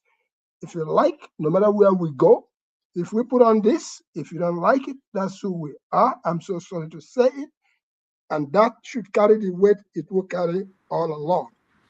So to me, the young man of 1966 from Deolumbe, I appreciate everything that the gentleman has talked about. When I talked about meandering country, because there are people who are in there, they can't even talk straight now because they've been so contaminated. But you can see somebody who has gone through the crucibles and is still standing with some level of integrity. And now he has a permanent head damage, the PhD. Thank you so much. Ike, just to say hello to you. How are you? Hello, welcome. We are rounding up. We are actually ending the show. I don't know. Yeah. Good afternoon, everybody. Happy Sunday. Dr. Damages, how do you want to close the... Yeah, there is another show. KJ is having a show immediately. Let me share the link so that I know. I just want to tell you that thank you for your book. I got it last week. Okay. But I have not had time to look at it because of so many things, but just want to say thank you. I got it on my mailbox last week. Okay. Thank you very much. All right. Thank you. And we appreciate you. Let's end this stream, and then for those who want to join KJ, this is the stream where you can join. I'm sharing it on the comment section. Again, thank you for joining us. You can like and share this stream so that more people will see it. I will come back next Saturday and we'll continue the conversation. And on Sunday, 90 Minutes Africa next week, we'll get you one of another interesting guests who will be here to share their ideas and help us understand what's going on in the country. Again, thank you, Igbo Basic, for being here. Thank you, Ovie, for being here. Thank you, Mr. James. Who will they get next week? I don't know. Not yet. Confirm. I have to confirm. Yeah, it might be. I'll call David and see if he will be free to join us. Thank you, Mr. James. Thank you, Chris. Thank you, Ify. Until next time. All the best.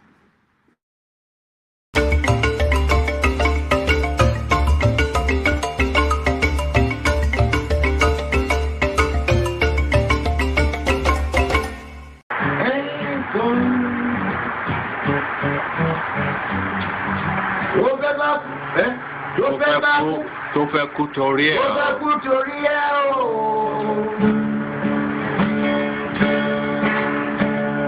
Ọwọ́ ẹni ló ti ṣàánú kọ́.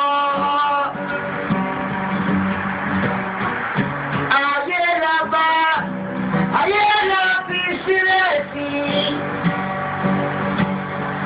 Ọ̀nà èyí yóò. Thank you so much for watching. Thank you. Have you subscribed? Yes, you. Have you subscribed? You. Yeah, before you go, click. It's free. Click. Just that's it. Have you subscribed? You are laughing. Have you subscribed? Have you subscribed? Thank you. Thank you. Thank you. Hey, madam. Thank you so much. I can see you. We have to get to 100,000 subscribers. By the end of the year, how are we going to do that if you don't subscribe? Yes, you. Yes, you're about to click off. Why? Have you subscribed? It's free. If you don't, ask your son, ask your daughter how to. Just one click. Thank you. I see you. Aha. Thank you very much. I'll see you tomorrow.